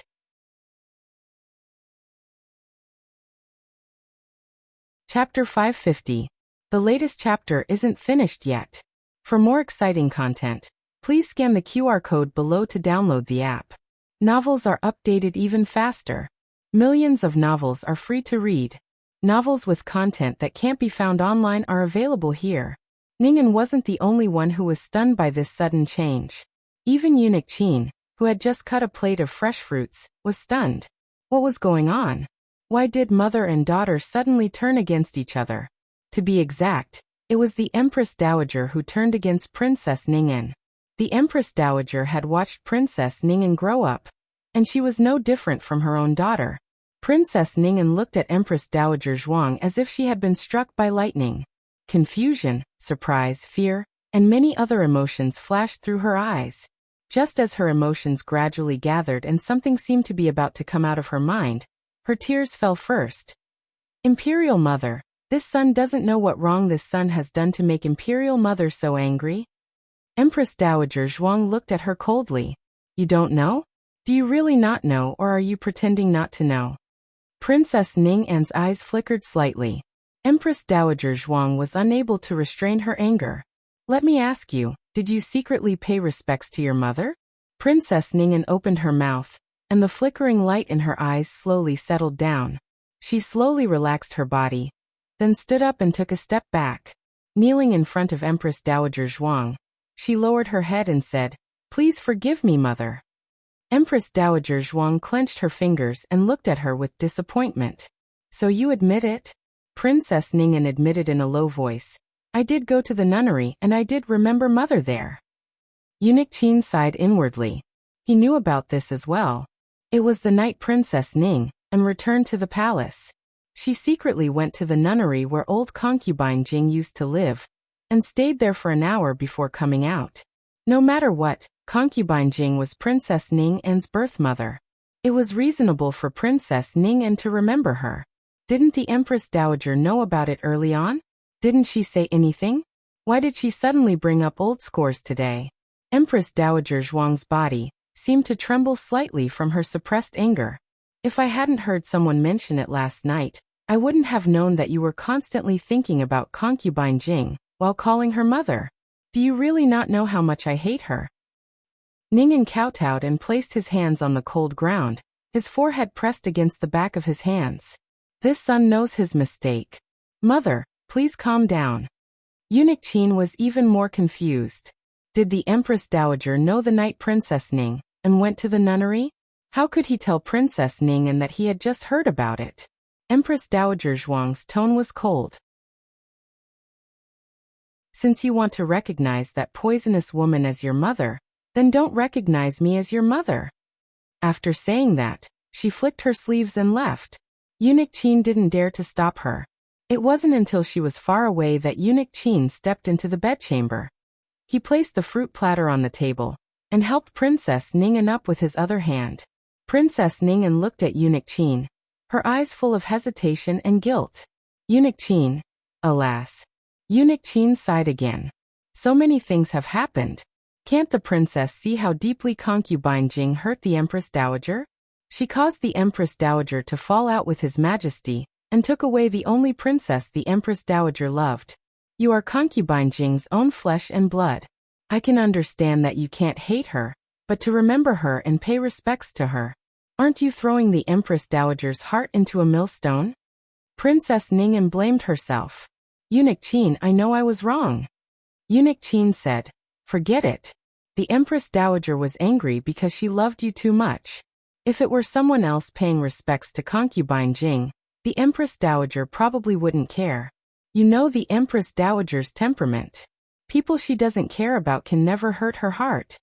Princess Ning'an said, what should I do to make mother forgive me? Eunuch Chin paused. The Empress Dowager is angry now. You should avoid her for now. Once she's calmed down, you can find a way to ask for her forgiveness. Princess Ning'an lowered her eyes. It seems that's the only way now. I can't be filial in front of mother. I'll have to trouble you to take care of her for me. Eunuch Chin smiled. I will. Don't worry, Princess. Princess Ningen said softly. Then I'll leave first. I'll see you out. There's no need. Eunuch Qin should go serve mother. Yes, Eunuch Qin agreed. Watching Princess Ning An's receding figure, Eunuch Qin suddenly said, Princess. Is there something else, Eunuch Qin? Princess Ning An looked back at Eunuch Qin. Eunuch Qin said sincerely, the Empress Dowager deliberately used Miss Gu to anger you. Princess, please don't take it to heart. Princess Ning An was stunned. Is that so? I thought. Imperial Mother really prepared those things for Dr. Gu? Eunuch Qin smiled and said, I serve the Empress Dowager. How can I not know who those things are made for? Princess Ning An revealed a knowing smile. It was as if spring had returned to the earth. Eunuch Qin, thank you. Eunuch Qin smiled and bowed. Take care, Princess. Princess Ning An left Rinshou Palace. Eunuch Qin's smile disappeared. How would I know who those things are for? But he understood that he shouldn't draw any hatred for Jiao Jiao. Eunuch Qin went to the study. Empress Dowager Zhuang was sitting calmly on a chair. In front of her was the protector's token and the purple and gold phoenix crown. Empress Dowager. Eunuch Qin honestly recounted his conversation with Princess Ning An without missing a word. This old servant doesn't know if it's right or not. He had served the Empress Dowager for so many years. The Empress Dowager didn't inform him of everything in advance. As a capable confidant, he couldn't drag his master down under any circumstances. What should be said, what shouldn't be said, what should be dealt with, he handled it clearly. In particular, he did an excellent job of erasing Gu Jiaojiao's hatred. There was a tacit understanding between Empress Dowager Zhuang and Eunuch Qin. She knew that if she stabbed the sword, Eunuch Qin could pull it back and put it back into the scabbard. Eunuch Qin was puzzled. But Empress Dowager, why did you do this? Empress Dowager Zhuang said lightly, when it's time for you to know, I will tell you. Eunuch Qin replied, yes. As the saying went, don't guess the emperor's intentions. But the cruel thing was that if you couldn't guess the emperor's intentions, you might not be able to survive in the palace. Eunuch Qin thought about it carefully. Empress Dowager Zhuang didn't tell him. Was it because she didn't trust him enough, or was it because she didn't want to talk about it? He thought it was the latter. It was too painful. Every time it was mentioned, it was like 1,000 arrows piercing through the heart. Empress Dowager Zhuang could wrap herself up in cold armor, but the heart under the armor was no different from a normal person's heart. It could be hurt and hurt. But the Empress Dowager had too many burdens on her shoulders. She couldn't wallow in her pain, and could only endure it and move forward. Empress Dowager Zhuang said, keep an eye on her and find out what she took from the nunnery that night. Eunuch Qin was shocked. What? Princess Ning An took something from the nunnery? Didn't she go to pay respects to concubine Jing? Could it be that her act of paying respects to the dead was fake, and taking something was real? Then it would explain why she went to the nunnery where concubine Jing lived, despite knowing that Empress Dowager Zhuang hated concubine Jing. Of course, the information revealed by this sentence wasn't as simple as Princess Ning An going to the nunnery to take something. It also revealed why Princess Ning An took it, and why the Empress Dowager wanted to investigate. If it was an ordinary relic, the Empress Dowager didn't need to investigate. If it wasn't an ordinary relic, then it was a big deal. Eunuch Qin was someone who had followed Empress Dowager Zhuang through the wind and waves. After experiencing so many storms, his mental endurance had naturally become stronger. What could startle him? Right? But at this moment, he couldn't help but want to curse. I've lived long enough to see it. On the other side, little Jing Kong entered the palace again. He came by himself again this time. He sat in Lu Quan's carriage. He came to find Huang Fuxian. Because of the conflict with Huang Fuxian, his grand-aunt didn't allow him to go to Bixia Hall again. So he could only go there secretly. Huang Fuxian sat by the window in a daze. Lian Er was tidying up his clothes in his room. Lian Er looked at him strangely and thought. Ever since the young master was injured that day, he liked to stare at the window in a daze. It's such a cold day. Isn't he afraid of freezing? He was obviously a person who was afraid of the cold. Young master. Lianer asked him. Do you want me to close the window a little? No need. Huang Fuxian said indifferently. Then I'll pour you a cup of hot tea. Lianer put down the half-folded clothes and poured a cup of hot brown sugar ginger tea. Then she turned and walked toward Huang Fuxian. At this moment, a small round head suddenly popped out of the window. Huang Fuxian's eyes trembled. He reached out his hand and pressed the little round head down. Liang, what's wrong, young master? Huang Fuxian said calmly. I'm hungry. Hurry up and get me something to eat. Lianer looked at the cup in her hand. Then this tea. Huang Fuxian said impatiently. I don't want to drink it. Pour it out. Huang Fuxian was always so temperamental. Lianer didn't find it strange and didn't suspect anything. She put down the ginger tea and walked out of the room. After making sure that she was far away, Huang Fuxian took back his hand that was pressing down on a certain someone's head. The small mushroom head really grew out like a mushroom. Little brother. Little Jing Kong tilted his head to kill cute. Huang Fuxian looked away. So ugly. Little Jing Kong looked up and down and picked up little Jiao, who was playing with snow on the ground, and said regretfully, Little brother said you're ugly. Little Jiao, who took the blame for no reason. The latest chapter of this book is not finished yet. For more exciting content, please scan the QR code below to download the app. Novels are updated faster and more complete. Millions of novels are free to read. All the novels that can't be found online are available here. https://www.zhbqg.com/89642_8964286/10884335 HTML Genius memorized the website address in 1 second. www.zhbqg.com Biku Pavilion mobile reading website.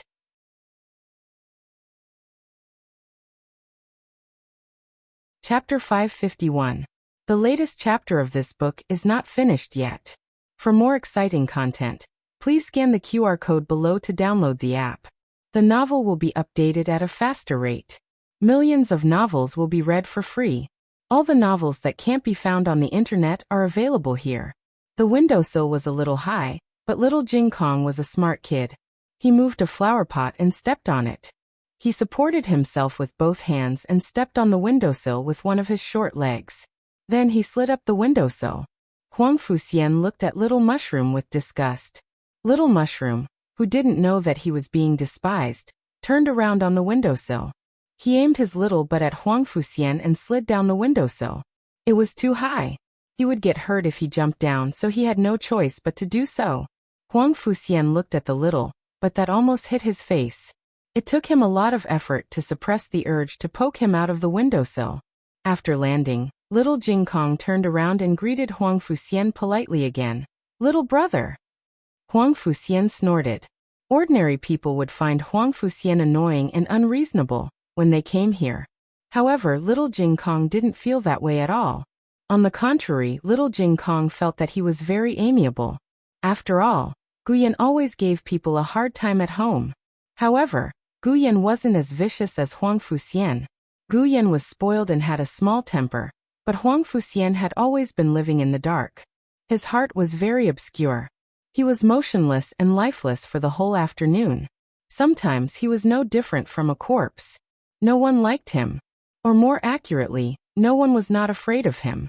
Children would cry out loud when they saw him. As for his father and mother, as long as he showed his legs, he would always see an unexpected expression on their faces. That was really an expression that made him want to laugh ferociously. Little brother, are you waiting for me? Little Jing Kong pointed at the place where he was sitting. It was very close to the window and he could see the movements in the courtyard at a glance. What are you waiting for? Can you eat or drink? Huang Fuxian asked angrily. I have food. Here you go. Little Jing Kong took out a small paper bag from his purse and opened it to reveal a few shiny candied fruits. These are candied fruits made by my granduncle. They're really delicious. Huang Fuxian. Did this child not understand human language? Huang Fuxian hated eating such sweet and greasy things. He also hated beautiful children. Of course, he hated ugly people even more. In short, he didn't like anyone. Little brother, here you go. Little Jing Kong stuffed a paper bag of candied fruits into his hands. The child had just played in the snow. His fingertips were cold, but his palms were sweaty and soft. It was a wonderful feeling. Little Jing Kong retracted his little hand after giving him the candied fruit. He leaned on the armrest of his wheelchair and looked at him.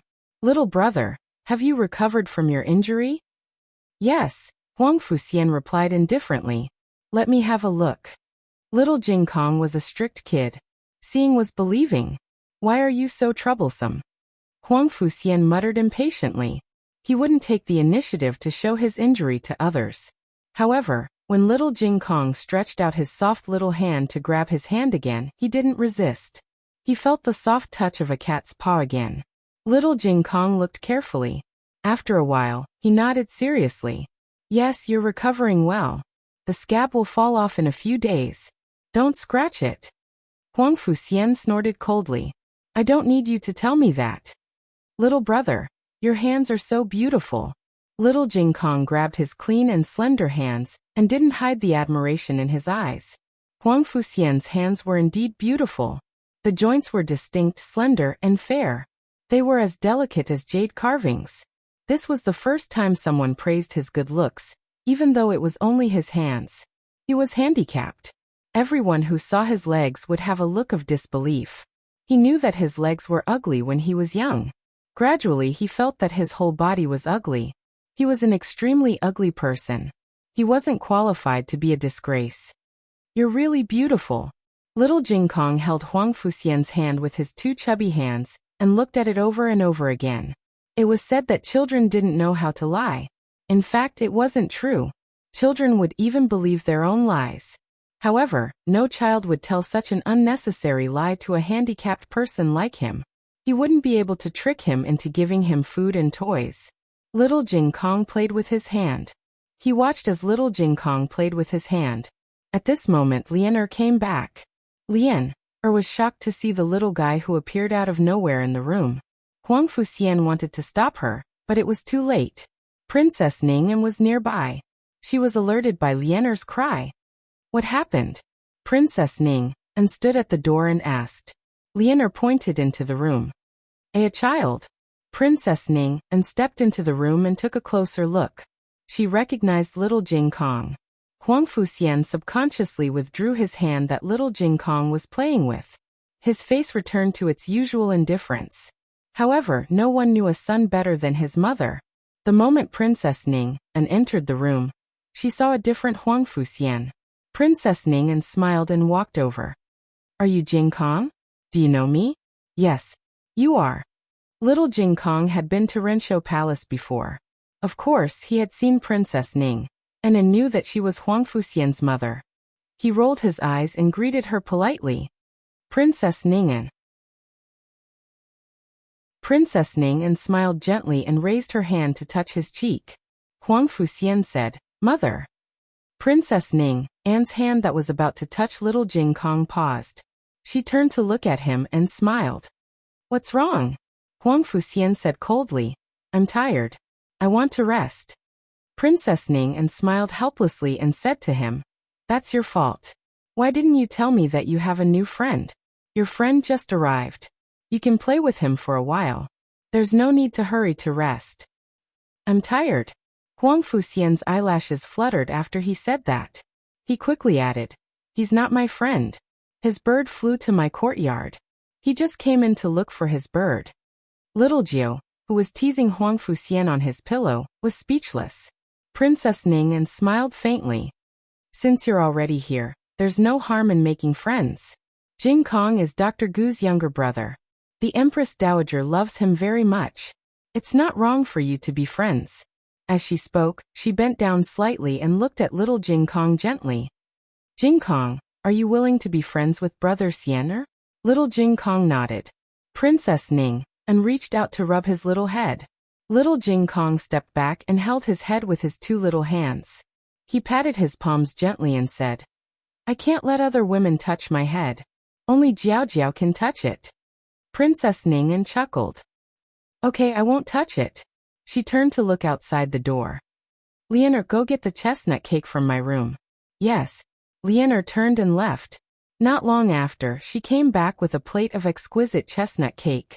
Princess Ning and took it and personally took a piece to little Jing Kong.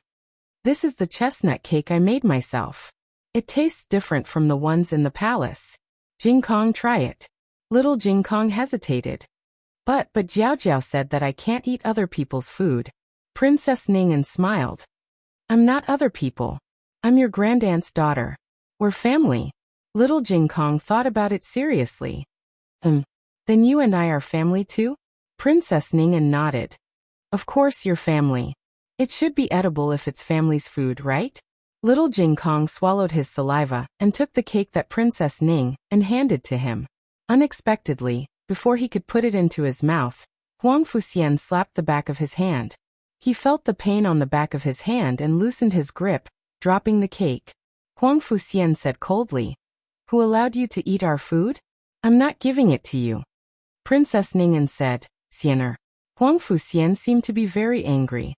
In a fit of pique, he knocked over the plate in Princess Ning's hand and all the cakes fell to the ground.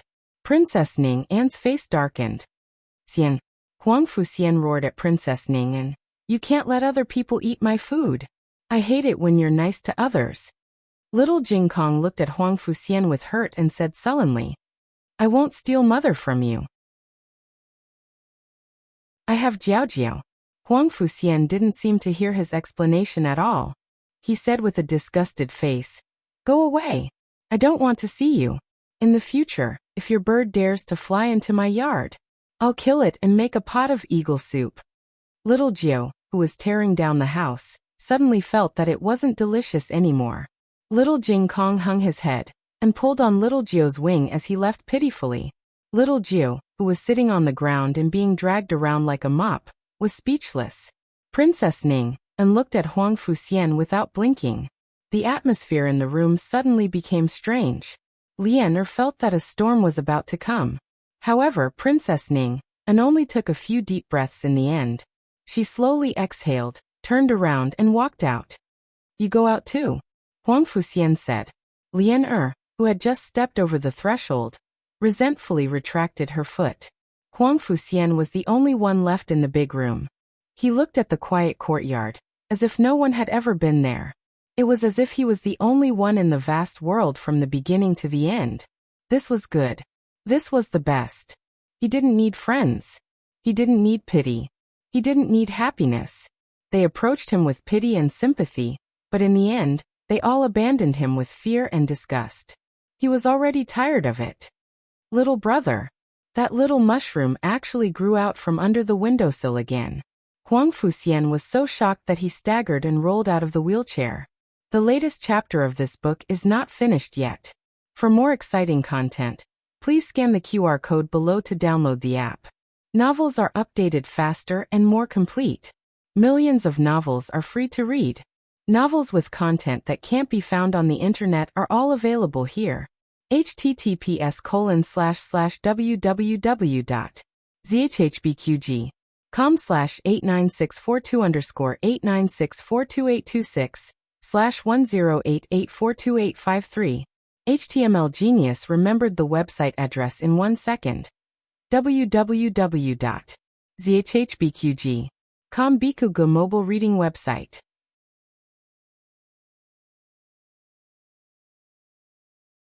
Chapter 552. Please scan the QR code below to download the app for more interesting content. Novels are updated faster. Millions of novels are free to read. Novels with inner content that can't be found on the internet are available here. Huang Fuxian fell to the ground in a very embarrassing way. When little Jing Kong slid down from the windowsill to help him, he was rejected mercilessly. He supported himself with both hands and sat back in the wheelchair with difficulty. His cheeks were red, not knowing if it was because of anger or embarrassment. There was a strange feeling in his heart, like a surging tide. He didn't know what was wrong with him. Little Jing Kong put his hands behind his back, tilted his head and looked at him cutely. "Little brother, are you shy?" "I'm not." Huang Fuxian's face was red and he said angrily. Little Jing Kong said, "Oh." Huang Fuxian thought, "What's with that tone of disbelief?" Huang Fuxian said coldly. What are you doing here? Didn't I tell you to leave? No, didn't the little guy leave already?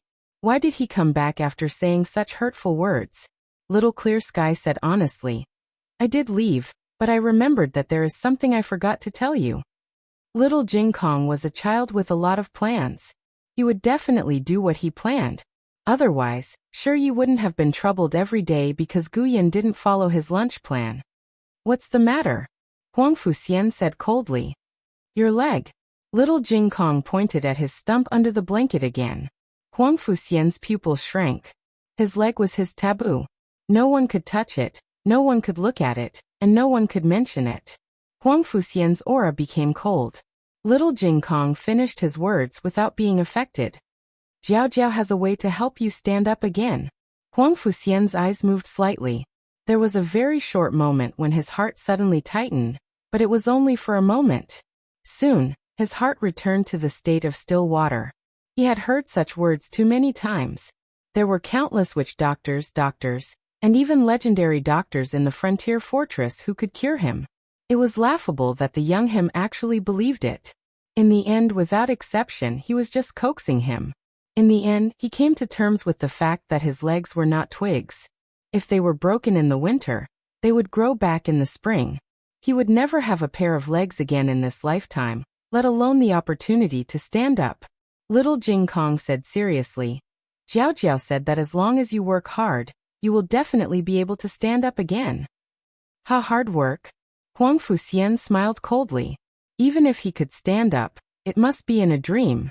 The funny thing was that he had been disabled for so long that he had even forgotten the feeling of standing up. He could not even dream of that kind of realistic feeling. Huang Fuxian did not seriously consider whether the Jiao Jiao mentioned by Little Jing Kong was a swindler or not. Perhaps he was just trying to deceive a child. He said indifferently, "Don't waste your time, little brat." "I can't stand up," Little Jing Kong said confidently. "If Jiao Jiao says you can do it, then you can. Next time, I will bring Jiao Jiao to see you." After saying that, he jumped over the windowsill and skipped away. Little Jing Kong returned to Renshou Palace. Eunuch Qin went to do some errands and Empress Dowager Zhuang was alone in the bedroom. Little Jing Kong walked in energetically and looked at Empress Dowager Zhuang. He put his hands on his hips and said, "Great Aunt, you stole food again. I am going to tell Jiao Jiao." Empress Dowager Zhuang almost choked to death with a mouthful of candied fruit. Little Jing Kong came over and confiscated her candied fruit. Empress Dowager Zhuang grabbed the candied fruit box tightly. "I saved these candied fruits these days," Little Jing Kong said seriously. "Jiao Jiao said that candied fruits can't be saved. You can't eat what you didn't eat before either. Anyway, you can only eat 5 candied fruits a day. Great Aunt has already eaten 5 candied fruits." Empress Dowager Zhuang insisted on defending her candied fruits. Was it easy for her to save so much? "Give it to me," Empress Dowager Zhuang said majestically. "No," Little Jing Kong said without showing any weakness. The old woman and the young man each grabbed the 2 ends of the box and stared at each other. It seemed that an invisible contest had started in the bedroom. "Empress Dowager, His Majesty has sent some snacks over." At the door, a little palace maid reported. Empress Dowager Zhuang looked at Little Jing Kong fiercely. "Let go." Little Jing Kong also looked at Great Aunt fiercely. "No." Empress Dowager Zhuang took a deep breath and slowly let go. "Okay, I will give it to you. I will give it to you." Little Jing Kong raised his eyebrows and showed a victorious smile. "Go and see what snacks are there," Empress Dowager Zhuang said to Little Jing Kong. "Okay." Little Jing Kong put the box on the table and ran to the door to take the snacks. Empress Dowager Zhuang looked at Little Nine, who was sweeping the snow with his wings on the crabapple tree, and hid the candied fruit box. Ah! Little Nine took the candied fruits away. Little Nine, who took the blame for no reason, was speechless again. After the 15th day of the first lunar month of the Zhao nation, the imperial court would begin. For the upcoming imperial court, the emperor made meticulous preparations in the imperial study. He flipped through the memorials presented by the cabinet, as well as the various voices he had his spies gather from the people. Among them, There were many people who wanted to confer Princess Ning An as the first princess of the protector of the state. The people praised Princess Ning An as if she had become an indispensable force in this battle. The emperor doted on Ning An, so he naturally wouldn't dislike the people's praise of her. However, the emperor was hesitant when he thought of the ambitious Huang Fuxian. A little eunuch came to the door. Eunuch Wei went out quietly and heard the eunuch whisper a few words. He waved his hand and let the eunuch leave. Then he turned and went into the imperial study. "Your Majesty, Prince Gu wants to see you." "Let him in," the emperor said. Gu Chongqing had made a great contribution, so the emperor thought highly of him now. Gu Chongqing entered in a plain brocade robe. He cupped his hands and bowed. "Greetings, Your Majesty." The emperor said pleasantly, "No need to be so polite. Do you have something to report to me?" "Yes," Gu Chongqing said seriously.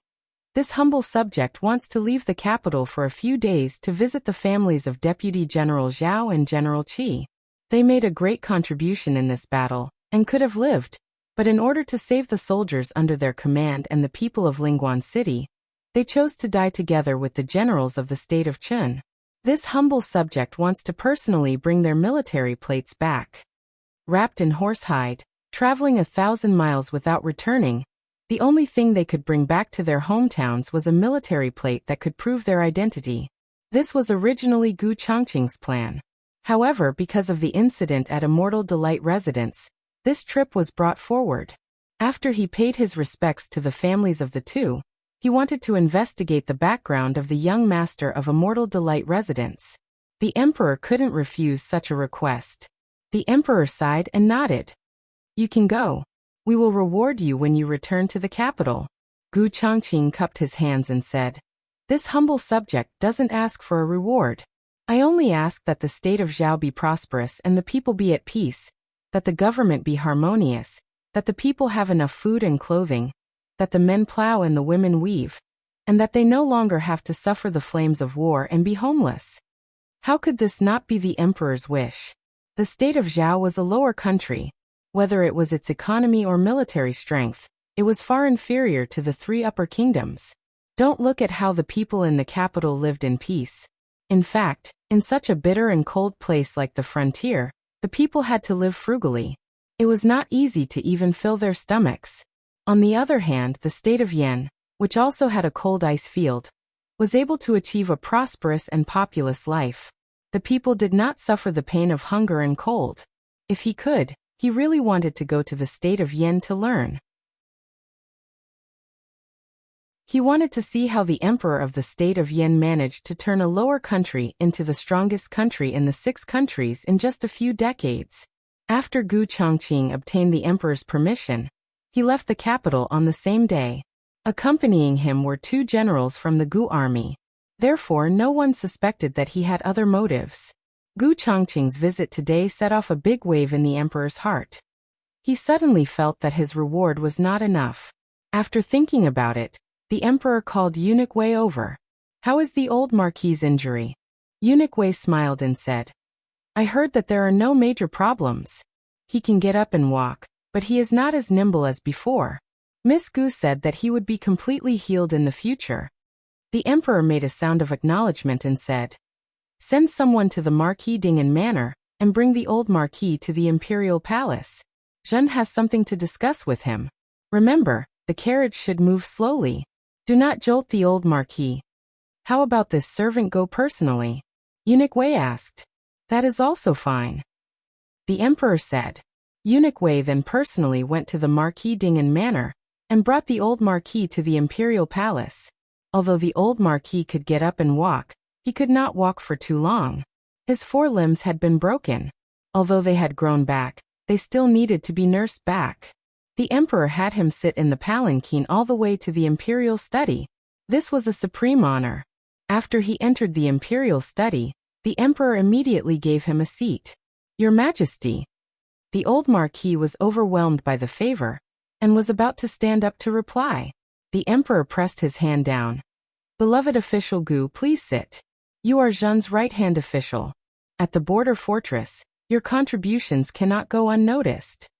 The emperor was very clear on the role the old marquis had played in this battle. If it was not for him, Gu Jiao and Gu Chengfeng would not have gone to the border fortress. And if the two of them did not go to the border fortress, Zhao country would have lost an outstanding general. The border fortress would have lost another city. The plague would have killed countless citizens. The emperor would also have lost Ning'an, this younger sister, forever. In short, it was all thanks to Gu Chao. Moreover, Gu Chongqing and the Gu family army were so brave. How could it not have been because Gu Chao had been captured? This official does not dare. The old marquis cupped his hands. The emperor said with emotion, Gu Chao, Gu Chao. You are blessed. Your grandchildren are all outstanding. There was no need to mention Gu Chongqing. This child had never disappointed anyone since he was young. Gu Chengfeng and Gu Jiao were pleasantly surprised. Your Majesty is too kind. The old marquis said modestly.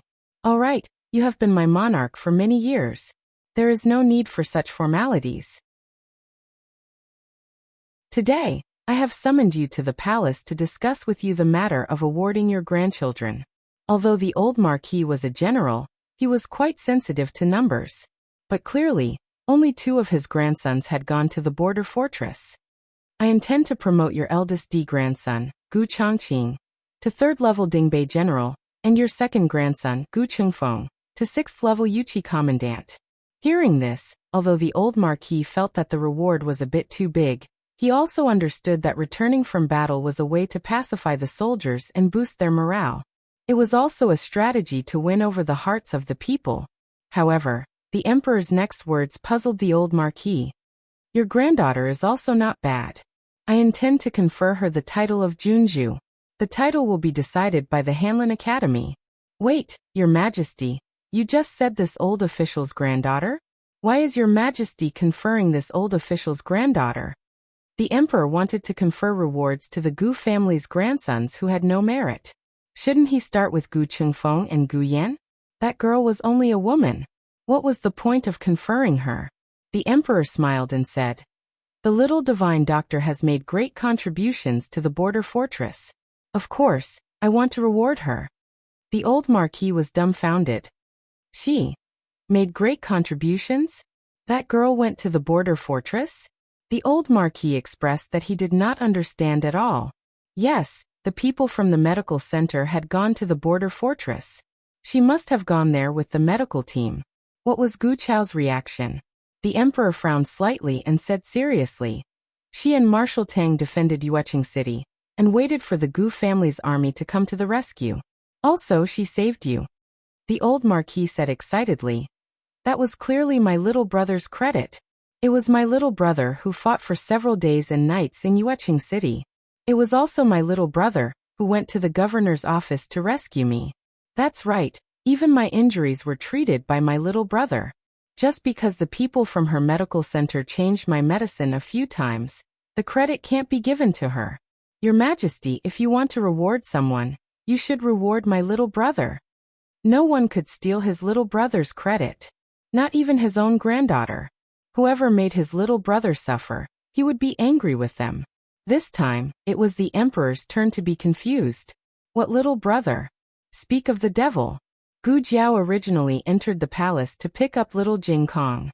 Knowing that she was going to enter the palace, the old chancellor asked her to bring a memorial to the emperor. She was here to deliver the memorial to the emperor. Of course, Eunuch Wei would not stop her. After all, they were not talking about any important military matters. Eunuch Wei led her to the door of the imperial study. Your Majesty. The emperor turned his head and saw Gu Jiao at the door. He smiled and waved at Gu Jiao. Come in quickly. We were just talking about you. Gu Jiao stepped in. Who knew that as soon as she stepped into the threshold, she saw the old marquis sitting on a chair. She froze on the spot. The old marquis turned his head. He wanted to see who it was. At the critical moment, Gu Jiao took out a mask and put it on her face. However, Gu Jiao forgot that this was not the border fortress. She was wearing a woman's dress. Digression. I'm too sleepy. I'll get up tomorrow to write. Good night, everyone. The latest chapter of this book is not finished yet. For more exciting content, Please scan the QR code below to download the app. Novels are updated faster. Millions of novels are free to read. There are novels with connotations that can't be found on the internet here. https://www.zhbqg.com/89642_8964286/1088820214. HTML Genius remembered the website address in a second. www.zhbqg.com Biku Pavilion mobile reading website.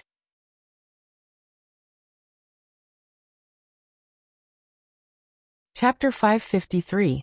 The latest chapter of this book is not finished yet. For more exciting content, please scan the QR code below to download the app. The novel is more complete and updated faster.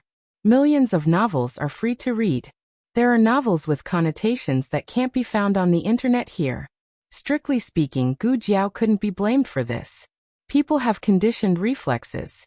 Gu Jiao had spent several months with the old duke in the frontier fortress, and on the way back to the capital. She was used to it and had long equated seeing the old duke with wearing a mask. It was too early to wear it. If she didn't wear it, could she still be Gu Jiao? If she wore it, she couldn't explain it clearly.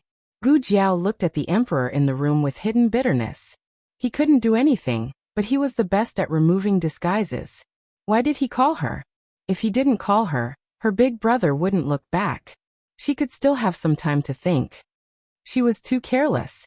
The emperor looked at Gu Jiao strangely. Gu, little brother? The old duke stood up and walked towards Gu Jiao with a blank and uncertain face.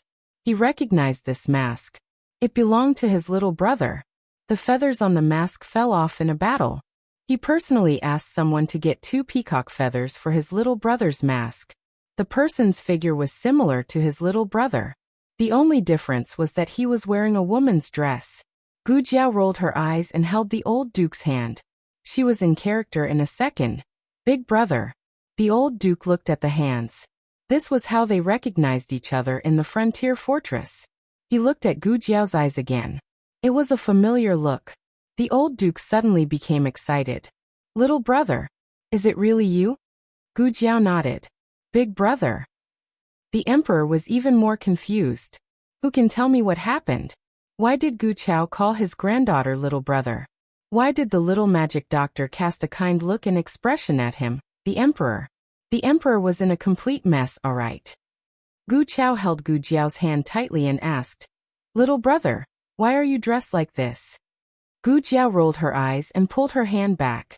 She took out a small notebook that she always carried with her and scribbled, Someone is after me. I need to disguise myself so that I won't be targeted. Filled with righteous indignation, the old marquis said, Who dares to chase after my younger brother? Could it be that his little brother's military exploits were too great, and he was an eyesore to some people? How about this, little brother? You move to the marquis's estate, and big brother will protect you. Gu Jiao thought to herself, that won't do. If you move to the marquis's estate, how can you still secretly stir up trouble? Gu Jiao wrote solemnly, Don't worry, big brother. Everything is under control. The old marquis thought about his brother's skills and nodded thoughtfully.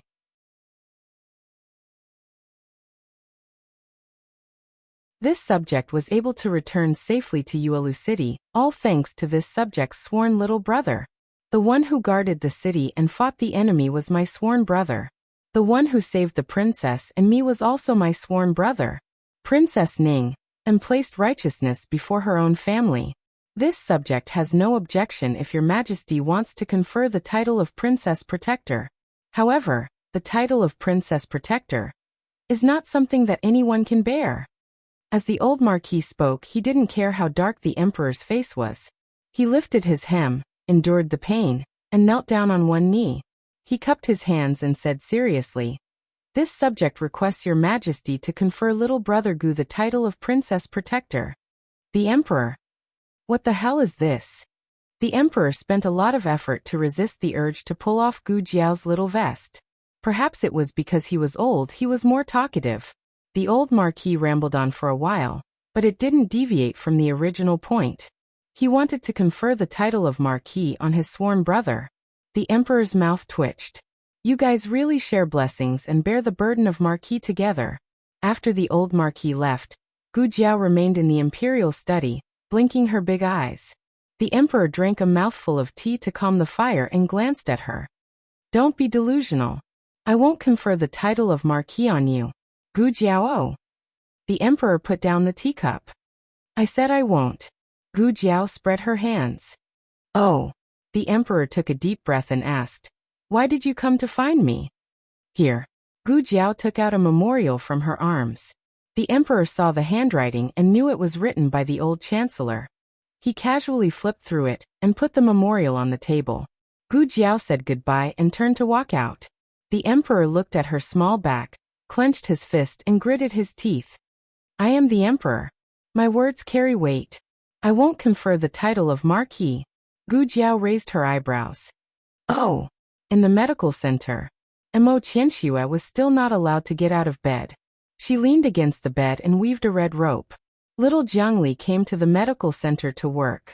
She looked at the red rope in Mo Qianxue's hand and said, Sister Mo, this is not how you weave a red rope. Mo Qianxue choked and said, why not? I think you made it up like this. Little Jiangli showed her the red rope she made. Your middle finger has to hook this line, then your index finger has to wrap it inwards, not outwards. Mo Qianxue muttered. Why is it so complicated? It was much harder than practicing martial arts. Little Jiangli said considerately. If Sister Mo doesn't want to make this, we can do something else. Mo Qianxue said stubbornly. No, I want this. Little Jiangli sighed. Okay, I'll take it apart and weave it again for you to see. God knew that this was the 11th time little Jiangli had taken it apart. Mo Qianxue's hands were clearly praised by the lodge master as the god of hidden weapons, but she couldn't even weave a single rope. Mo Qianxue was angry with herself. Sister Mo, watch carefully. Little Jiangli didn't sit on the stool anymore. Instead, she lay on the bed and raised the red rope with 2 fingers. However, as soon as she tied a knot, a hidden weapon broke through the window and shot toward little Jiangli's shoulder. Mo Qianxue's eyes trembled, and she caught the hidden weapon. Unexpectedly, there was knockout powder on the hidden weapon. Little Jiangli breathed it in and fell asleep on Mo Qianxue's body. This amount was useless to Mo Qianxue. Mo Qianxue threw the hidden weapon back out the window. There was a muffled sound. The hidden weapon hit something. Soon, the window was pulled open from the outside, and Hua Xiao rushed in. She pulled out the hidden weapon on the handle of her fan and smiled slowly.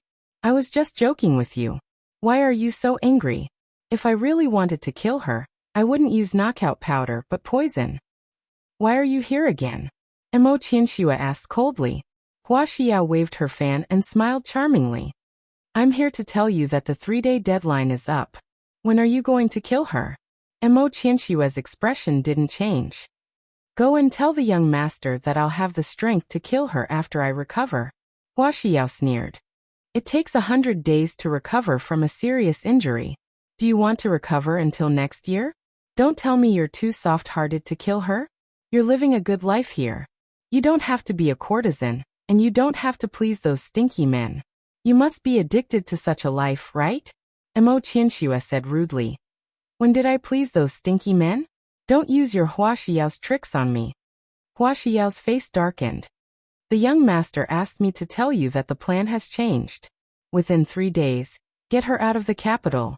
The latest chapter of this book is not finished yet. For more exciting content, please scan the QR code below to download the app. The novel is updated faster. Millions of novels are free to read. There are novels with connotations that can't be found on the internet here. https://www.zhbqg.com/89642_8964286/10881365. HTML Genius remembered the address of this site in 1 second. www.zhbqg.com Biku Pavilion mobile version reading website.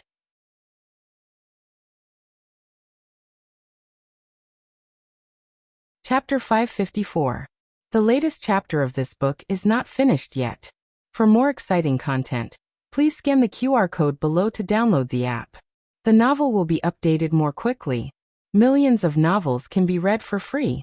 There are all kinds of novels that can't be found on the internet here. In the medical center, Xiaoheng was chatting with the second boss in the study. Recently, Gu Jiao stayed in the medical center, so Xiaoheng came here more often. Brother Xiao, Brother Xiao. Outside the door, little Zhongli waved at Xiaoheng in a low voice. Xiaoheng looked outside the door and said to the second boss who was making tea, "Excuse me, I'll go see if Jiao Jiao is back." The second boss hurriedly said, "Go." The two of them were really loving. In the past, he and his wife were also like this. However, as time went by, he couldn't afford to pay the public anymore, so he didn't dare to get close to his wife.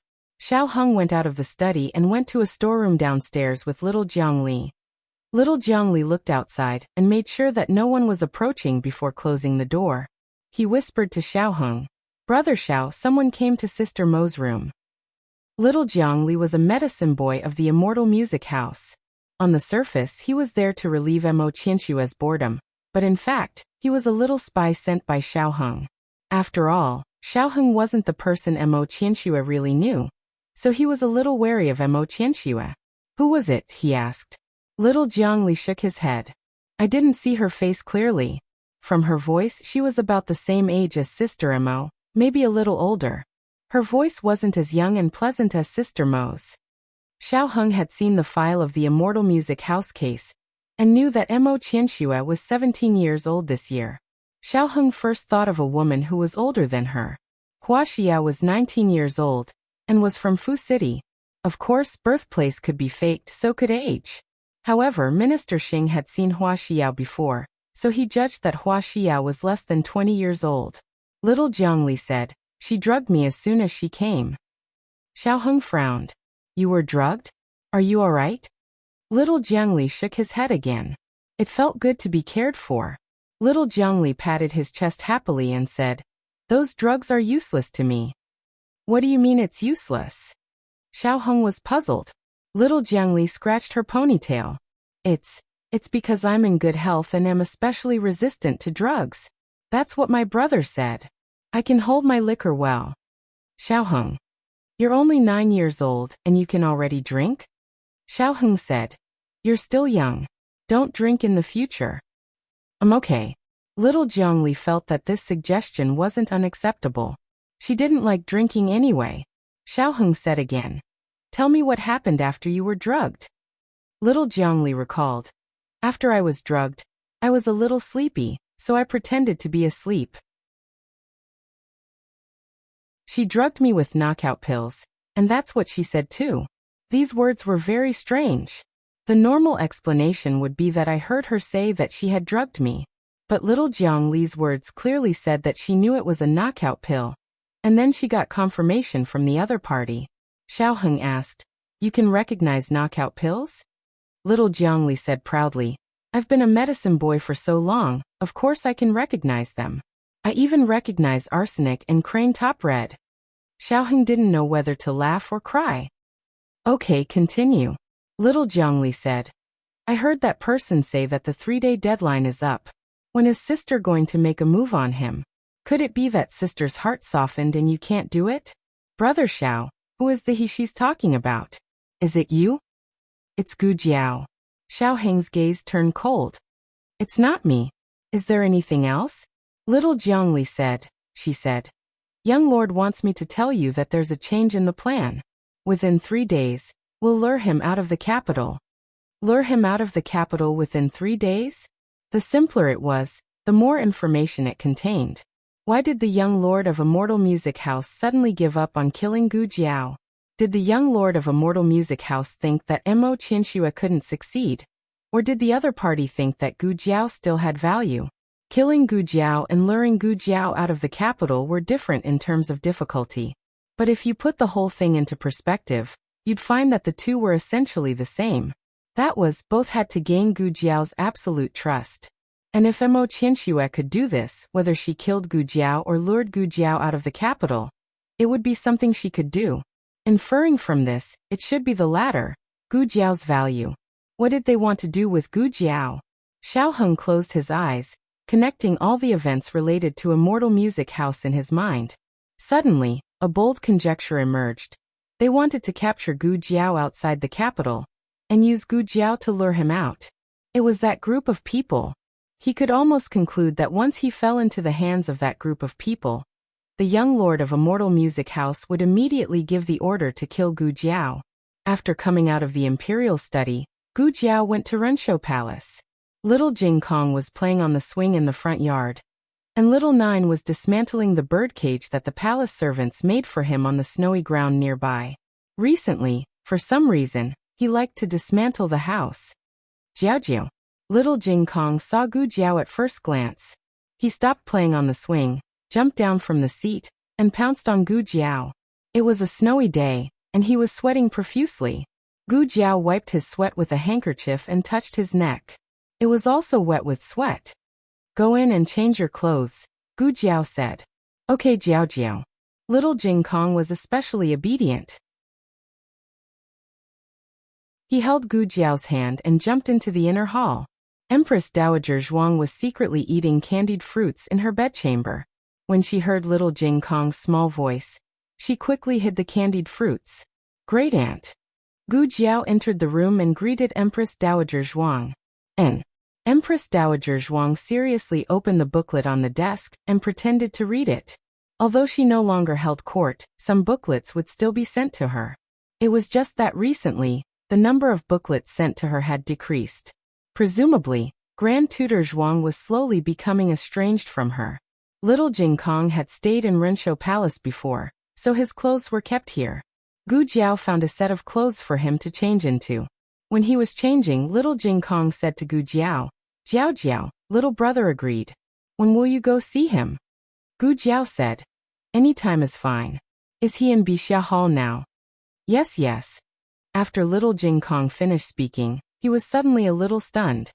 Jiao Jiao, how do you know that little brother is in Bixia Hall? Gu Jiao curved her lips and pointed at his shiny forehead with her fingertips. Because I have a spell that can see the thoughts in your head. Little Jing Kong hugged his little head. I didn't want to play truant. No. Gu Jiao couldn't help but laugh. Gu Jiao rarely laughed, and the time when she laughed out loud was even rarer. Her funny point was always very strange. Empress Dowager Zhuang didn't laugh when she heard Little Jing Kong's words. Instead, she couldn't help but laugh when she saw Gu Jiao laughing. When Gu Jiao was done laughing, Little Jing Kong's face was also completely red. I really didn't want to play truant, he said guiltily. After learning that Gu Jiao wanted to treat Huang Fuxian's legs, Empress Dowager Zhuang didn't object. She asked Eunuch Qin to go to Bixia Hall. After a while, Eunuch Qin came back and reported with a look of embarrassment. Young Master Xianer didn't want to come. He said he didn't want to be treated. Empress Dowager Zhuang said, he said it himself? Could it be that Princess Ning'an had spoken on his behalf? Eunuch Qin said, yes, he said it himself. He was very determined. Empress Dowager Zhuang sighed. Then let him be. If he didn't want to, they couldn't kidnap him. It wasn't a minor illness. They could just force a bowl of medicine down his throat. If he didn't cooperate, the doctor couldn't treat him. They couldn't use the Empress Dowager's imperial edict to pressure him. That child was obviously someone who would resist the edict. Serve the meal. Empress Dowager Zhuang said to Eunuch Qin. Little Jing Kong was disappointed. On the carriage back, Little Jing Kong didn't say a word. He was in low spirits. Gu Jiao didn't know how to comfort him. She touched his little mushroom head and whispered, do you want a hug? Little Jing Kong turned around and threw himself into Gu Jiao's arms. Gu Jiao held his soft little body and stroked his little back. Why don't you want to treat your legs? Maybe he was desperate about life? He couldn't find the motivation to live. He didn't care whether he had legs or not. He didn't care whether he was standing or sitting. He even didn't care whether he was kneeling or crawling.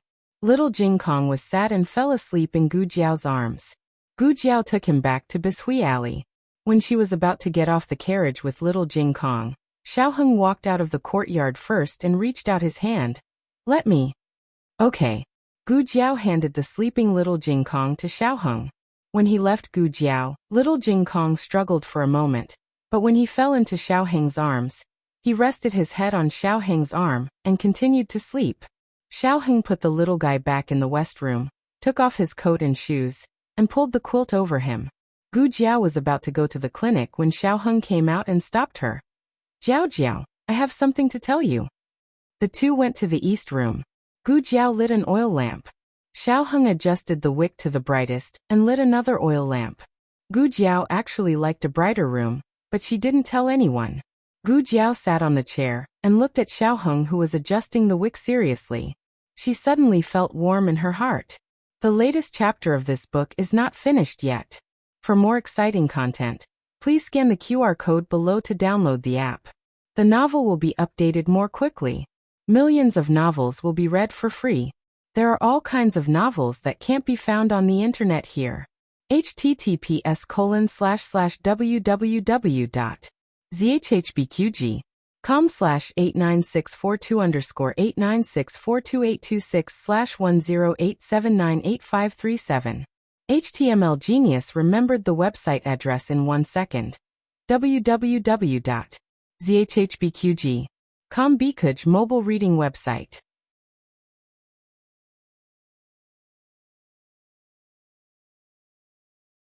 Chapter 555. The latest chapter of the book is not finished yet. For more exciting content, please scan the QR code below to download the app. Novels are updated faster and more frequently. Millions of novels are free to read. Novels with content that can't be found online are all available here. Gu Jiao also noticed that there was a charcoal brazier in her room. It must have been lit early, as the room was very warm. She had been staying in the medical center for the past few days, and if she wasn't mistaken, she would stay here tonight as well. Did he specially light the charcoal brazier just because she wanted to talk to him in this room? Was he worried that she would be cold? Although Gu Jiao's body wasn't afraid of the cold, she still couldn't help but smile. Xiao Heng finished adjusting the wick and turned around. He was caught off guard by her infatuated look with her hands on her cheeks. Xiao Heng calmly sat down opposite Gu Jiao. Gu Jiao looked at him openly. "What do you want to talk to me about?" Xiao Heng automatically ignored her burning gaze and said seriously, "It's about Mo Qianxue." Gu Jiao nodded. "How do you know about Mo Qianxue?" She didn't remember introducing Mo Qianxue to him. Xiao Heng said lightly, "How can I not care about a patient who is staying in my wife's room?" Gu Jiao blinked and rested her cheeks on her hands. "Are you jealous?" "No." Xiao Heng flatly denied. "Sleeping with you every day." Gu Jiao smiled and stood up. She leaned across the table and put her face in front of him. At this distance, she could see his thick and long eyelashes trembling slightly. She could also hear his nervous breathing because of her sudden proximity. Xiao Heng was very thick-skinned in the yamen, but in front of people close to him, especially Gu Jiao, he was easily shy. He lowered his eyes to avoid her gaze, but he couldn't avoid her seductive breath. She didn't do anything, but she could still seduce him. "Kiss." Gu Jiao kissed him on the cheek. Xiao Heng's body stiffened, and he instinctively looked at Gu Jiao. He met her burning gaze. His heart skipped a beat as if it had been struck by something. "You look so good when you're jealous." After saying that, she sat back down with a slight smile. Xiao Heng's cheeks were burning, and the places she had kissed felt like they were on fire. They were husband and wife in name, and had done more intimate things than this. However, for some reason, this unexpected kiss still teased him to the point where he almost lost control. He almost forgot what he was talking about. Xiao Heng took a deep breath and forcibly got rid of the distracting thoughts in his mind. He calmed himself down and said, "Mo Qianxue is a member of Immortal Music House." "Yes, I know." Gu Jiao nodded. Xiao Heng wasn't surprised. If it was a normal patient, she wouldn't have brought her back to her courtyard. It was very likely that she already knew Mo Qianxue. Xiao Heng continued, "Her injuries were intentional. Her goal was to get close to you and gain your trust." Gu Jiao rubbed her chin. "Oh, no wonder. Mo Qianxue's injury wasn't that big of a flaw. It was indeed the kind of injury that could have killed her." The strange thing was that Mo Qianxue had collapsed on her way back from Immortal Music House. It wasn't that she didn't suspect anything, but she didn't feel any malice from Mo Qianxue, so she didn't take it to heart. Gu Jiao said thoughtfully. If Mo Qianxue really wanted to kill me, she should have had many opportunities to do so. But she didn't. How did you two meet? You met on the street? She refused to admit that she had visited a brothel. Xiao Heng. Forget it. Even a fool would be able to guess that this lass had been to Celestial Music Abode before, probably when she was investigating Grand Concubine Jing. Women weren't allowed to enter Immortal Music House. Was this girl dressed in men's clothes? Then Mo Qianxue. Xiao Heng suddenly felt that he was being cheated on. Gu Jiao's instinct was to protect her. She blinked and said sincerely, "Husband, you're so handsome. You're the most handsome." Very good. She was guilty.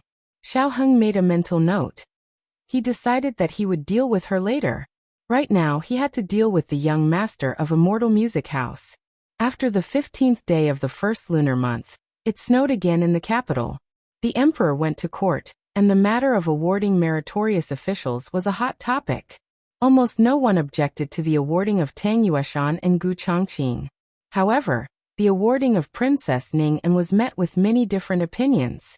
The officials in court were divided into two factions. One faction was led by Su Sifu, who wanted to reward Princess Ning'an with the title of Protector of the State. The other faction was led by the Minister of War, who objected to awarding Princess Ning'an with the title of Protector of the State. The Minister of War, Su Yuan, was the father of Su Kanji. Su Sifu's argument for awarding Princess Ning'an was that Princess Ning'an had made great contributions in the frontier fortress. Su Yuan's objection was that Princess Ning'an was the widow of the previous dynasty, and she had a son with the royal family of the previous dynasty. She didn't know the right person and led the wolf into the house. She also gave birth to the child of the previous dynasty. She was not qualified to be conferred the title of Protector of the State. The emperor's subordinates suppressed the memorial presented by the old chancellor. The memorial said that someone might make an issue of Huang Fuxian's identity, and asked the emperor not to fall out with the officials in court. The people had always sympathized with Princess Ning'an, not Huang Fuxian. If the emperor fell out with the officials because of Huang Fuxian, the people's hearts that he had worked so hard to accumulate would be in vain. The emperor had no choice but to withdraw from court. But he loved Ning'an.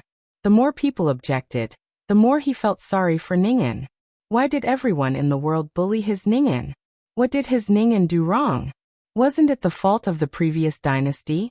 His Ning'an was also a victim. Why couldn't she be compensated? On the way back to Pure Flower's palace, the emperor almost had the impulse to insist on conferring Ning'an, and even if all the civil and military officials opposed it. But when he thought of Huang Fuxian's child, he endured it. The night before the deadline of 3 days, Hua Xiao came to the medical center again. Mo Qianxue could already walk a little. She sat by the window and looked at Hua Xiao with disgust. "Can you not always come here?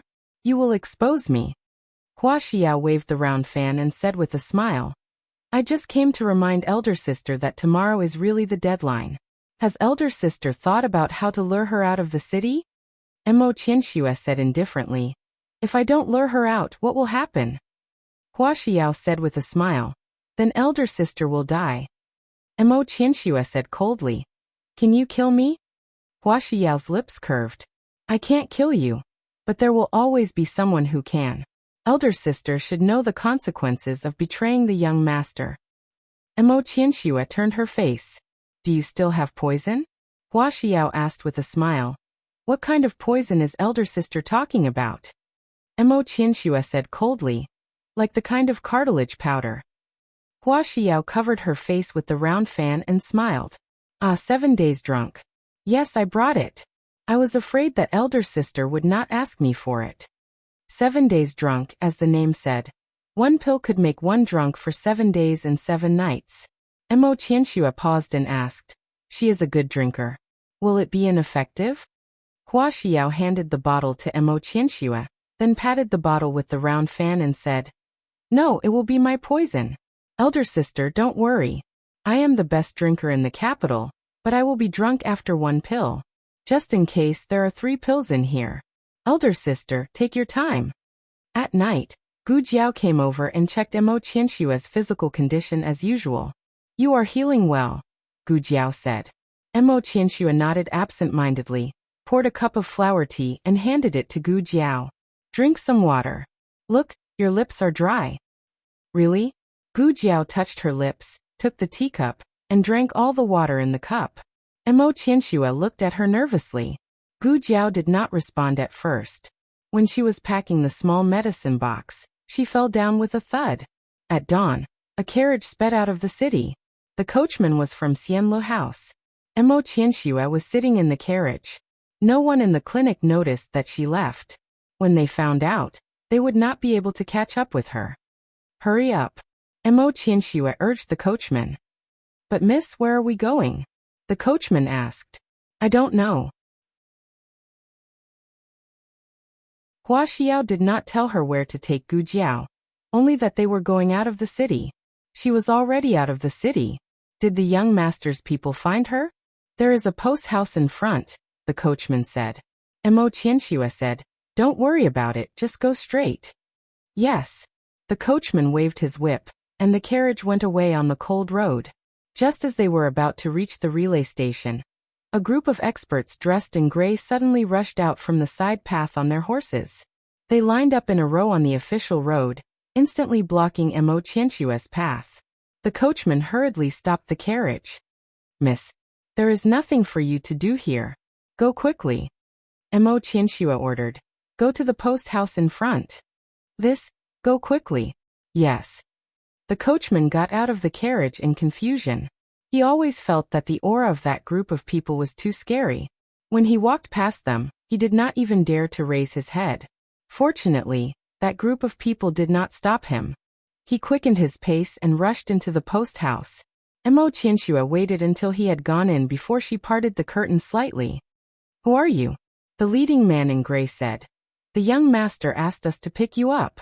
Did you bring the person?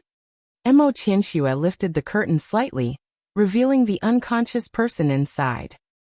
I've brought him, he said. Give her to us. Wait. Mo Qianxue pulled out a dagger and pressed it against Gu Jiao's neck.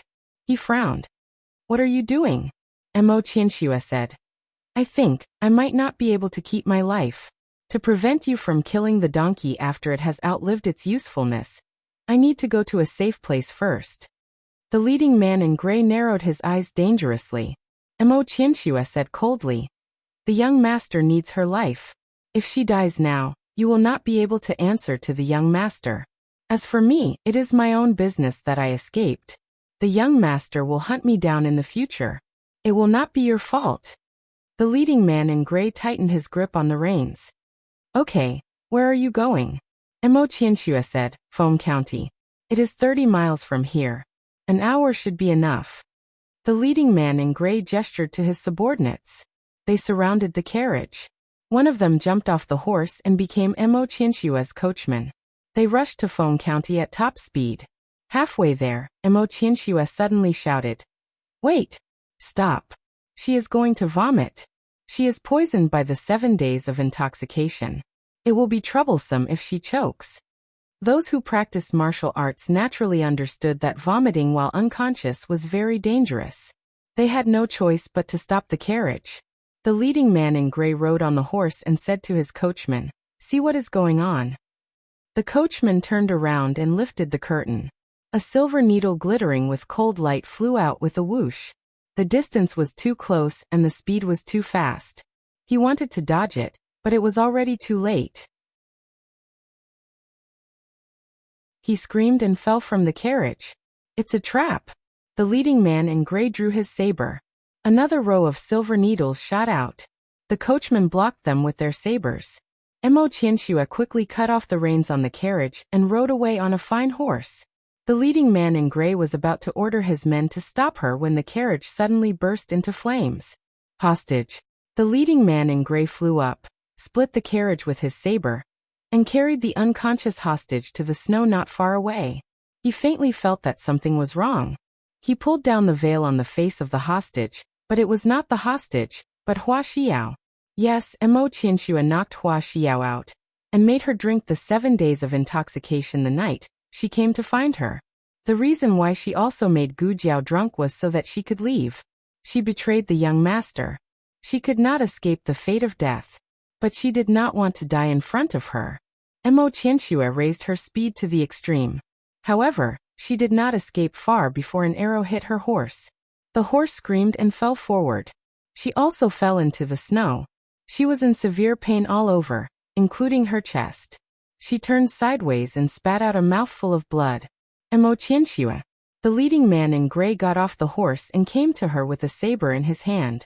Mo Qianxue raised her hand to use the silver needle, but he kicked her acupoint. She instantly froze in the snow. The leading man in gray squatted down, grabbed Mo Qianxue's clothes, and pulled her in front of him. He was so angry that he had nowhere to vent the anger in his chest. His gaze fell on Mo Qianxue's slender white neck, and a trace of wickedness appeared in his eyes. Immortal Music House's #1 courtesan. It is said that no man has taken her virginity. Why don't you submit to us brothers today, and let you have a good time before you die? Mo Qianxue could not speak, and could not move. She could only stare at him fiercely. The leading man in gray tore Mo Qianxue's clothes, and a large area of snow-white skin was exposed to the cold air. The leading man in gray originally just wanted to humiliate and intimidate her. He did not really want to do anything to her, but this body was too seductive. Perhaps even a eunuch would be able to act like a real man if he saw her. The leading man in gray tore off Mo Qianxue's skirt. Tears of humiliation and despair fell from the corners of her eyes in big drops. She trembled, desperate, but could not help but think. Fortunately, it was me. Fortunately, it was me. The moment Mo Qianxue closed her eyes, an eagle's cry suddenly came from above her head. Immediately after, a cold and threatening red-tasseled spear pierced through the air. With the force of thunder, it shot from the side of the leading man in gray, piercing through his head from his temple. Digression. Oh, are there any more monthly tickets? The latest chapter of this book is not finished yet. For more exciting content, please scan the QR code below to download the app. Novels are updated even faster. Millions of novels are free to read. Novels that cannot be found on the internet are all available here. https://www.zhhbqg.com/89642_8964286/1087977881. HTML Genius memorized this website's address. www.zhhbqg.com Bikugo mobile reading website.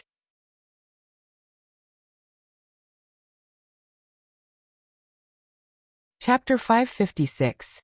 For more exciting content, please scan the QR code below to download the app. Novels are updated at a faster rate. Millions of novels are free to read. Novels that can't be found on the internet are all available here. The man in the gray robe who had his head pierced fell sideways into the snow, his brain and blood splattering all over the ground. This scene was too terrifying. Being shot in the head by an arrow was enough to make one tremble in fear. Not to mention a long and heavy red-tasseled spear. All the gray-robed men felt as if their heads had been pierced as well. Their heads felt cold and their bodies froze. They had killed countless people, but they had never seen such a method of murder. It was too cruel and too horrifying. How much killing intent did one have to possess to be able to shoot such a spear? Who was it? Who did it? Everyone sensed that the situation was not good. The snow-covered official road was suddenly filled with tension and fear. Another man in the gray robe took over from the previous man and began to give orders. "Draw your swords. Draw your swords." He shouted loudly. Everyone was pulled back to reality by his voice, and they all drew the scimitars at their waists. At the same time, the sound of horse hooves that seemed to be able to break through mountains and rivers came from afar, and the snow seemed to be trembling. Everyone looked towards the source of the sound, and saw a young man in green riding a vigorous horse galloping towards them. In the blink of an eye, he was in front of the few people. With a leap, he flew over their heads. The moment the horse's hooves landed on the ground, the young man reached out his hand and pulled out the red-tasseled spear that had pierced through the man's head. Then, with a flick of his fingers, he took off his cloak and used it to cover Mo Qianxue's body. Mo Qianxue lay in the cold snow, watching the young man galloping towards her. He was not wearing a mask, and his eyebrows were cold. The eye-catching birthmark on the left side of his face was not ugly, but had a hint of coldness and evil. The young man was full of killing intent, but he covered her body with a cloak. Gu Jiao's horse did not stop. She pulled out her red tasseled spear and immediately attacked the remaining 5 people. This group of people was not weak. Together, they were as strong as Sky Wolf. However, Gu Jiao was not the Gu Jiao from 2 months ago. Her strength had recovered a little. Even if she fought Sky Wolf again, she would be invincible. Gu Jiao dismounted, and the 2 sides began to fight fiercely. One of the gray-robed men suddenly thought of something and pointed at Gu Jiao. Her. She is the hostage we want. Gu Jiao clenched her red tasseled spear and said coldly, "Come and catch me if you have the ability." The 5 of them attacked Gu Jiao with all their might. What was surprising was that Gu Jiao's power was not as described in the letter. Logically speaking, the strength of the 5 of them should be enough to control him, but to be on the safe side, they added one more master. However, they were completely unable to gain an advantage over her. Gu Jiao hated trouble, and she also hated fancy attacks. Shadows were bloodthirsty. Her killer move was her most powerful move. The gray-robed masters fell one after another. With Gu Jiao's last stab, the last gray-robed master fell into a pool of blood. However, she did not kill this one. She left him alive. Gu Jiao stabbed her red tasseled spear into the snow, and bent down to wrap Mo Qianxue in her cloak. Her arms went around Mo Qianxue's back and knees, and she picked up her cold and stiff body. At this moment, the Ministry of Justice's carriage arrived. Xiao Heng lifted the curtain and glanced at Gu Jiao and Mo Qianxue. He glanced at the scene and understood what had happened. He hurriedly got off the carriage and called the coachman to the side. Gu Jiao carried Mo Qianxue into the carriage. Xiao Heng asked through the curtain, "Are you all right?" Gu Jiao looked at Mo Qianxue. Mo Qianxue's face was pale as she shook her head, indicating to Gu Jiao that she was fine. Gu Jiao replied, "I'm fine. Your face is covered in blood." "It's not my blood." Xiao Heng's expression relaxed. Mo Qianxue's body was shivering. The cloak was clearly not enough to keep her warm. Gu Jiao took off her winter coat and gave it to Mo Qianxue. There was no charcoal in the carriage. It was as cold as ice. Suddenly, there was a knock on the door. Then, a slender hand handed in an official's robe and winter coat. It was Xiao Heng's. There was only one carriage from the Ministry of Justice. Xiao Heng could not get on the carriage with Mo Qianxue in her current state. This meant that he had to ride back. In a world of ice and snow, how could a civil official like him withstand it? Moreover, he was going to enter the city later. How could he, the secretary of the Ministry of Justice, walk around in his underwear? Gu Jiao did not reject all of them, but also did not accept all of them. She only took the winter coat, and let Xiao Heng put on the official's robe. Gu Jiao got off the carriage and took the red tasseled spear back to the carriage. She said to Xiao Heng, "Oh right, I left one alive. See if you can get anything out of him." "That one." Xiao Heng pointed at the expert in gray who was lying alone on the side. That expert was pretending to be dead. Unfortunately, he could not fool Xiao Heng's eyes. "Okay, you guys go back first. Leave the rest to me." Gu Jiao got on the carriage. The coachman received Xiao Heng's orders and sat on the outside seat. He turned the carriage around and headed back to the capital. In the carriage, Mo Qianxue leaned against the wall. She gradually regained her body temperature and consciousness. She looked at Gu Jiao, who seemed to be resting with her eyes closed. She whispered, "Are you asleep?" "No." Gu Jiao opened her eyes and looked at her calmly. "How do you feel?" Mo Qianxue lowered her eyes and whispered, "It's like a nightmare." Gu Jiao reached out to her. Mo Qianxue understood what she meant. She slowly raised her hand and handed her wrist to Gu Jiao. Gu Jiao felt her pulse. From the pulse, she could see that she had suffered a little internal injury and her vitality was greatly damaged. "Are you hurt?" Gu Jiao asked. "No." Mo Qianxue said. "That person did not manage to reach the last step." "Why are you here?" Mo Qianxue asked. "Xiaojiu brought me here. Otherwise, she would not have been able to find her way." Mo Qianxue opened her mouth. I mean, weren't you drugged by me? How can you still wake up? Is your alcohol tolerance better than Hua Xiao's? Hua Xiao was the best drinker in the immortal music house. So far, no one could drink more than her. 7 days of intoxication was her unique knockout drug that could even knock her out. Mo Qianxue realized something and stared at her with her almond-shaped eyes. You didn't drink it, did you? Yes. Gu Jiao admitted generously.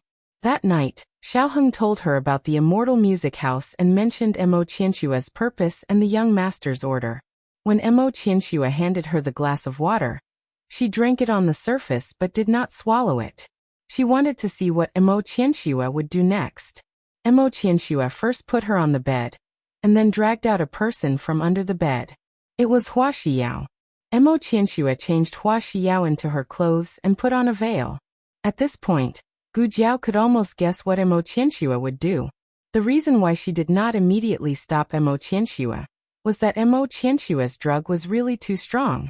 Even if she did not swallow it, she still absorbed some of it after holding it in her mouth for a long time. She slept for an hour. Fortunately, Mo Qianxue did not walk too fast. Otherwise, when she arrived, the tragedy would have already happened. Killing the man would not help. Mo Qianxue did not ask Gu Jiao when she began to suspect her. She was too embarrassed to ask and there was no need to ask. She approached her for another purpose. Now that the matter was exposed, she still came to save her. Next time, take me with you. Gu Jiao said. Don't do stupid things alone. Mo Qianxue stared at her. After a long while, she lowered her head and answered in a low voice, yes. Gu Jiao took Mo Qianxue back to the medical center. On the other side, Xiaoheng and the bailiffs of the Ministry of Justice brought the survivor back to the Ministry of Justice, together with Hua Xiao, who fainted nearby. Hua Xiao was drugged with 7 days of intoxication and would not wake up for 7 days and 7 nights. Xiaoheng temporarily put her in a separate cell. The man in the gray robe was taken to the torture room. There was a poison sac in his mouth, which was found by Xiaoheng and taken out. After that, he tried to commit suicide by biting his tongue several times. Xiaoheng simply gave him a little bone-softening powder. Xiaoheng was the head of the Ministry of Justice, so interrogating prisoners was not within his authority. However, when he personally applied to Minister Xing to be interrogated by him, Minister Xing readily agreed. The man in the gray robe sat weakly on the iron chair in the center of the torture room. Behind him was a scaffold for holding the prisoner, and on the walls on both sides were hung all kinds of torture instruments used for torture. The torture room was dim and there was no candlelight. There was only a stove half the height of a person on the right side of the door. On the stove was a red-hot iron. Xiaoheng sat opposite the man in the gray robe. The stove was only a few steps away from him. The light of the fire reflected on the right side of his handsome face, making half of his face look dark and half of the fire. For no reason. There was a sense of gloominess and coldness. You leave first. Xiaoheng said to the 2 bailiffs in the torture room. Yes, Lord Xiao. The bailiffs were under Minister Xing's orders. They listened to Xiaoheng's orders. Xiaoheng changed his image of a good official. His expression was cold, and even carried a trace of ruthlessness. He looked at the man in the gray robe and said, Who ordered you? The man in the gray robe was someone who had seen many storms, and could be considered calm. He lay weakly on the chair, his head tilted, and his body unable to move. When he heard Xiaoheng's words, he laughed coldly. When your yamen investigates a case, don't you start by asking the identity of the prisoner? Won't you ask who I am? Xiaoheng looked at him indifferently. Your name is Bai Kuan from Fu City. You are 25 years old this year. Your parents passed away 3 years ago. You have no brothers or sisters and no family. When you were young, you studied at Mr. Lu's private school in Fu City for 2 years. Because of your naughty nature, you were expelled from the school. Later, your parents sent you to a blacksmith shop as an apprentice. After 2 years of studying, you were expelled by the blacksmith shop owner for stealing. You moved from place to place and finally caught the eye of a martial arts teacher. Your talent was not bad. In just a few years, you were able to practice martial arts. When you were 22 years old, your parents passed away one after another. After you buried them, You left Fu City. Since then, there has been no news of you. The man in the gray robe looked at Xiaoheng with a face full of shock. Xiaoheng walked step by step in front of him. That excessively handsome face had a pair of sinister eyes. How is it? Am I right? No.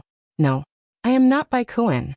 The man in the gray robe shook his head with all his might. However, the effect of the bone-softening powder made him unable to move at all. Xiaoheng bent down slightly and looked at him closer. He said indifferently, "Is it important that you are Bai Kuan?"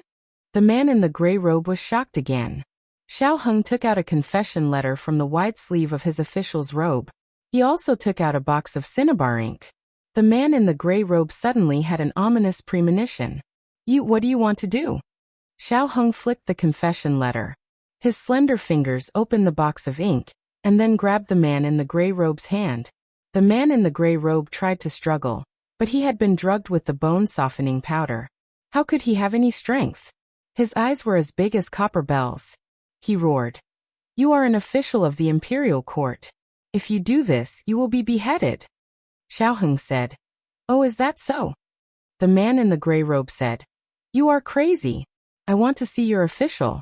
I want to see the Minister of Justice. You can't beat me into a confession." Xiaoheng said, "I didn't beat you. I don't confess. I didn't confess. I didn't confess. It wasn't me. You. The man in the gray robe was so flustered that he spoke incoherently. Xiaoheng ignored his struggle and complaints. He was not the kind of person who was cold on the outside but soft on the inside. His heart was black. However, there was no need for him to disguise himself in a place where Gu Jiao couldn't see. Xiaoheng expressionlessly grabbed his hand. He first pressed the ink, then pressed a bright red handprint on the confession letter. The torture chamber was a place where important criminals were tortured. Ordinary criminals would not be sent here. And those who were sent here would basically have a layer of their skin peeled off. In order to isolate the screams of the criminals, the door of the torture chamber was made to be extremely soundproof.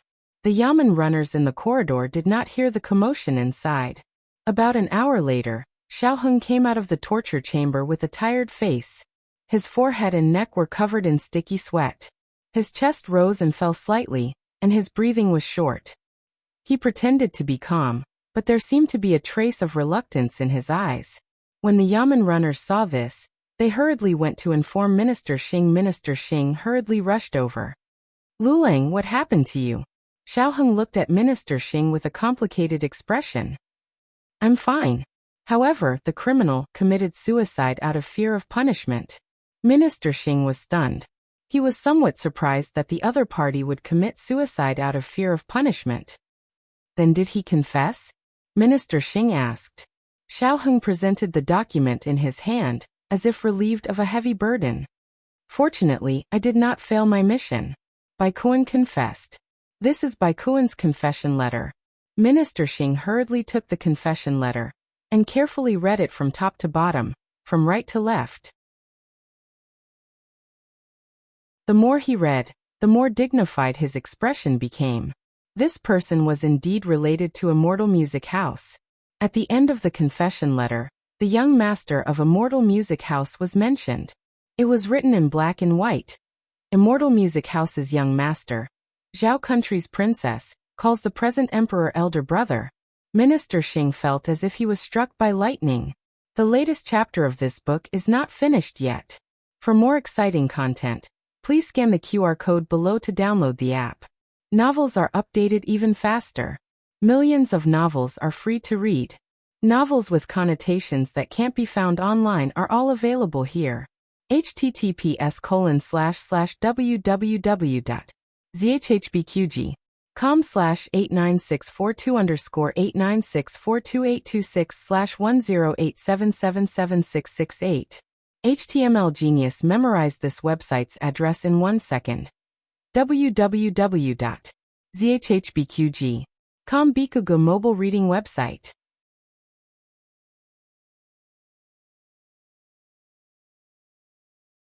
Chapter 557. The latest chapter of this book is not finished yet. For more exciting content, please scan the QR code below to download the app. Novels are updated at a faster rate. Millions of novels can be read for free. Novels with connotations that can't be found online can be found here. Minister Xing had absolute trust in Xiao Lulang. Firstly, Xiao Lulang was just a weak scholar. He couldn't kill a vicious criminal to silence him. Secondly, Xiao Lulang had always given people the impression that he stood aloof from worldly affairs and was honest and upright. Anyone could fake a crime, but Xiao Lulang wouldn't. Minister Xing wasn't worried that Xiao Lulang would fake a crime. Instead, he was worried that Xiao Lulang would feel guilty if he saw a living person die in front of him. That would leave a shadow in his heart and prevent him from solving the case. Minister Xing didn't remember that Xiao Heng used to be a coroner. He had even dissected corpses before. Why would he be afraid of a dead person? The main reason was that Xiao Heng looked like he had suffered a blow. If I had used a heavier dose, he wouldn't have been able to recover his strength so quickly and commit suicide out of fear of punishment. I would have been able to get more information out of him. That's right. That person only told him about the imperial princess, but didn't say which princess it was. This was where Xiao Heng was smart. Sometimes it was this little bit of regret and incompleteness that made things seem more logical. Minister Xing patted him on the shoulder and comforted him. You've already done very well. If it were someone else, they might not have been able to get any clues. I'm just trying to reason with him. Xiao Heng was halfway through his sentence when a hint of hesitation flashed across his face.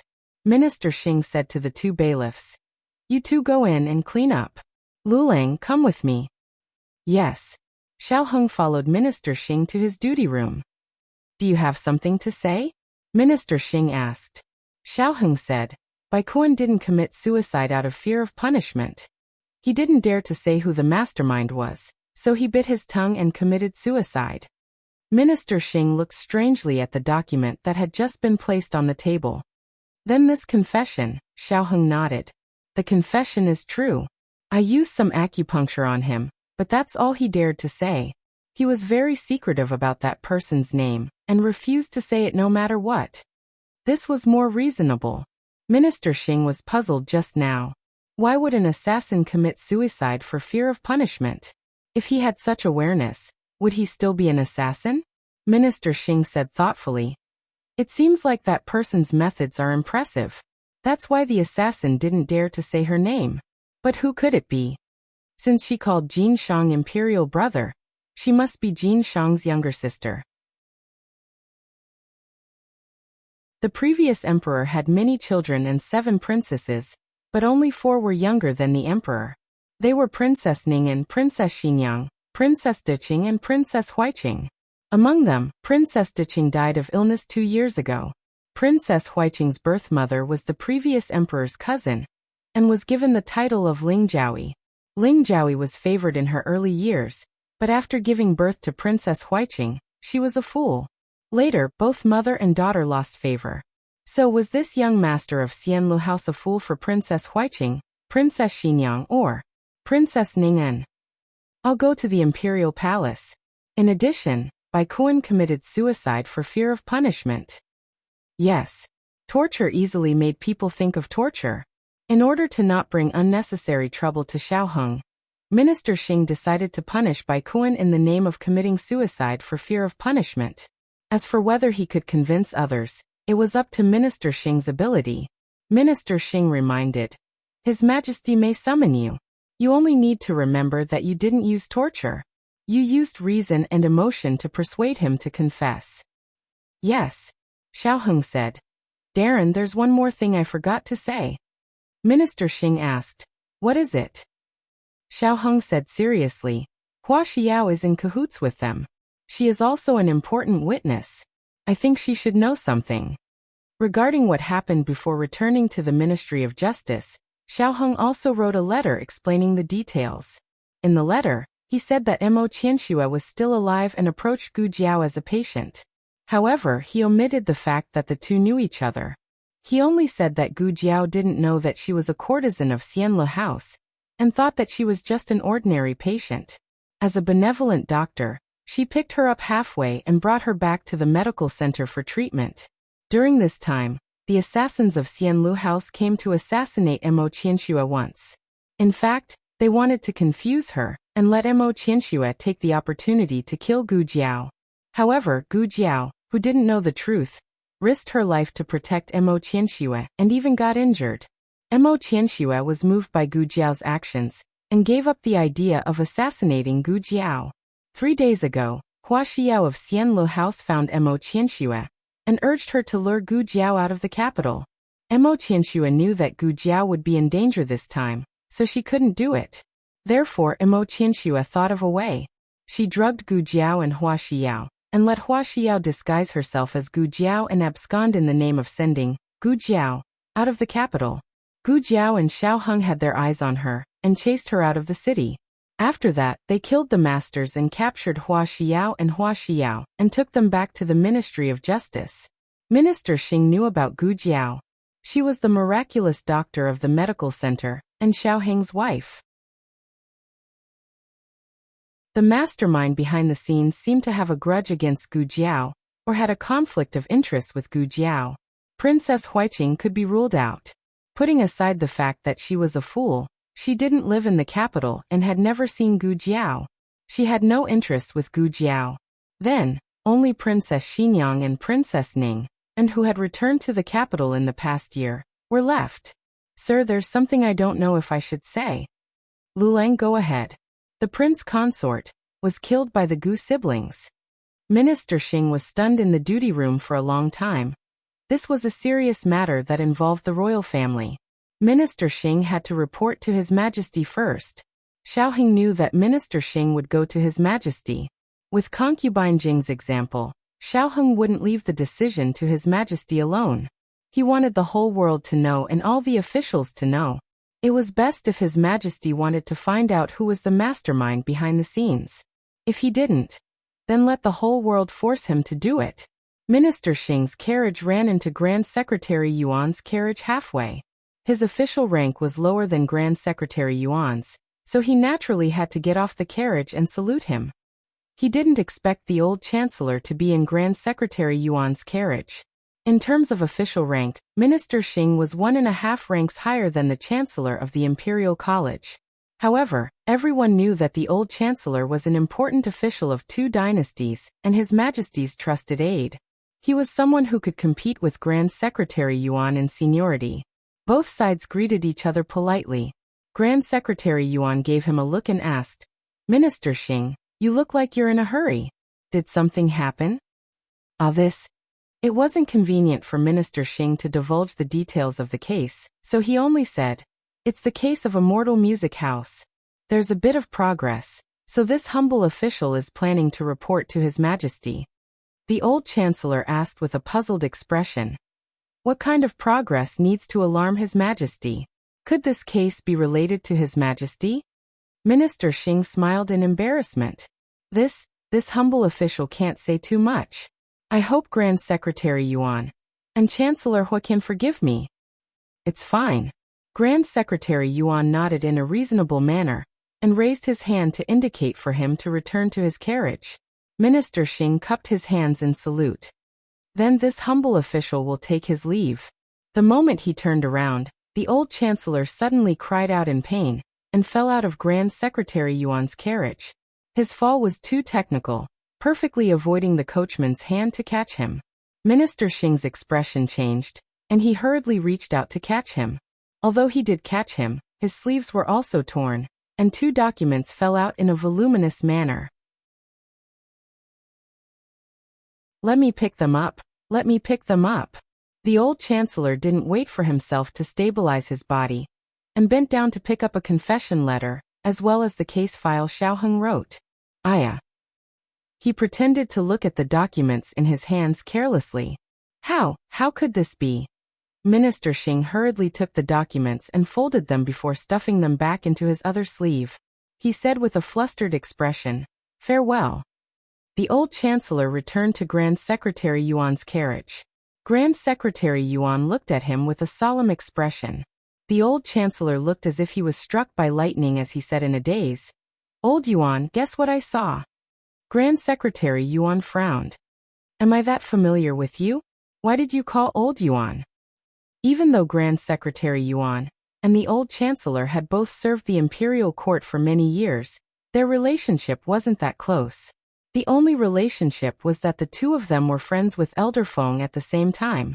It was just that Elder Feng and the old chancellor were closer. The reason why the old chancellor was in Grand Secretary Yuan's carriage today was because Grand Secretary Yuan had met the old chancellor, whose carriage had broken down. The old chancellor had asked him shamelessly if he could give him a ride. Could this Grand Secretary Yuan refuse? Even if he was unwilling, he had to let him get on the carriage. This was what happened after that. The old chancellor said with a terrified expression, "I saw the confession letter from the Ministry of Justice. It said that the young master of Immortal Music House was actually the princess of Zhao country's imperial family, His Majesty's younger sister." Was the confession letter what you were holding there? Grand Secretary Yuan exposed him in a second. Old Chancellor. Grand Secretary Yuan. Also, you purposely fell down and tore Lord Xing's sleeve. Do you think I'm blind? Old Chancellor. The Master of Tea Arts had finally met his match. Old Chancellor. Anyway, I saw it. I also told you that when news about this case appeared in the capital, I will say that it came from your Yuan family. The highest realm of a Master of Tea Arts was flipping the teacup and spilling the tea. Then there was no need to pretend anymore. The corner of Grand Secretary Yuan's mouth twitched. Can you still be a little more shameless? The old chancellor stretched his legs and lazily leaned against the wall of the carriage. I can't. Grand Secretary Yuan. How did the late emperor accept such a shameless thing? The latest chapter of this book isn't finished yet. For more exciting content, please scan the QR code below to download the app. Novels are updated even faster. Millions of novels are read for free. Novels with connotations that can't be found on the internet are all available here. https://www.zhhbqg.com/89642_8964210/1087762110. HTML Genius remembered the website address in 1 second. www.zhhbqg.com Biku Pavilion mobile reading website. You're tuning in to the Earbook Haven YouTube channel. Don't forget to subscribe and join us on this journey to catch the most captivating stories.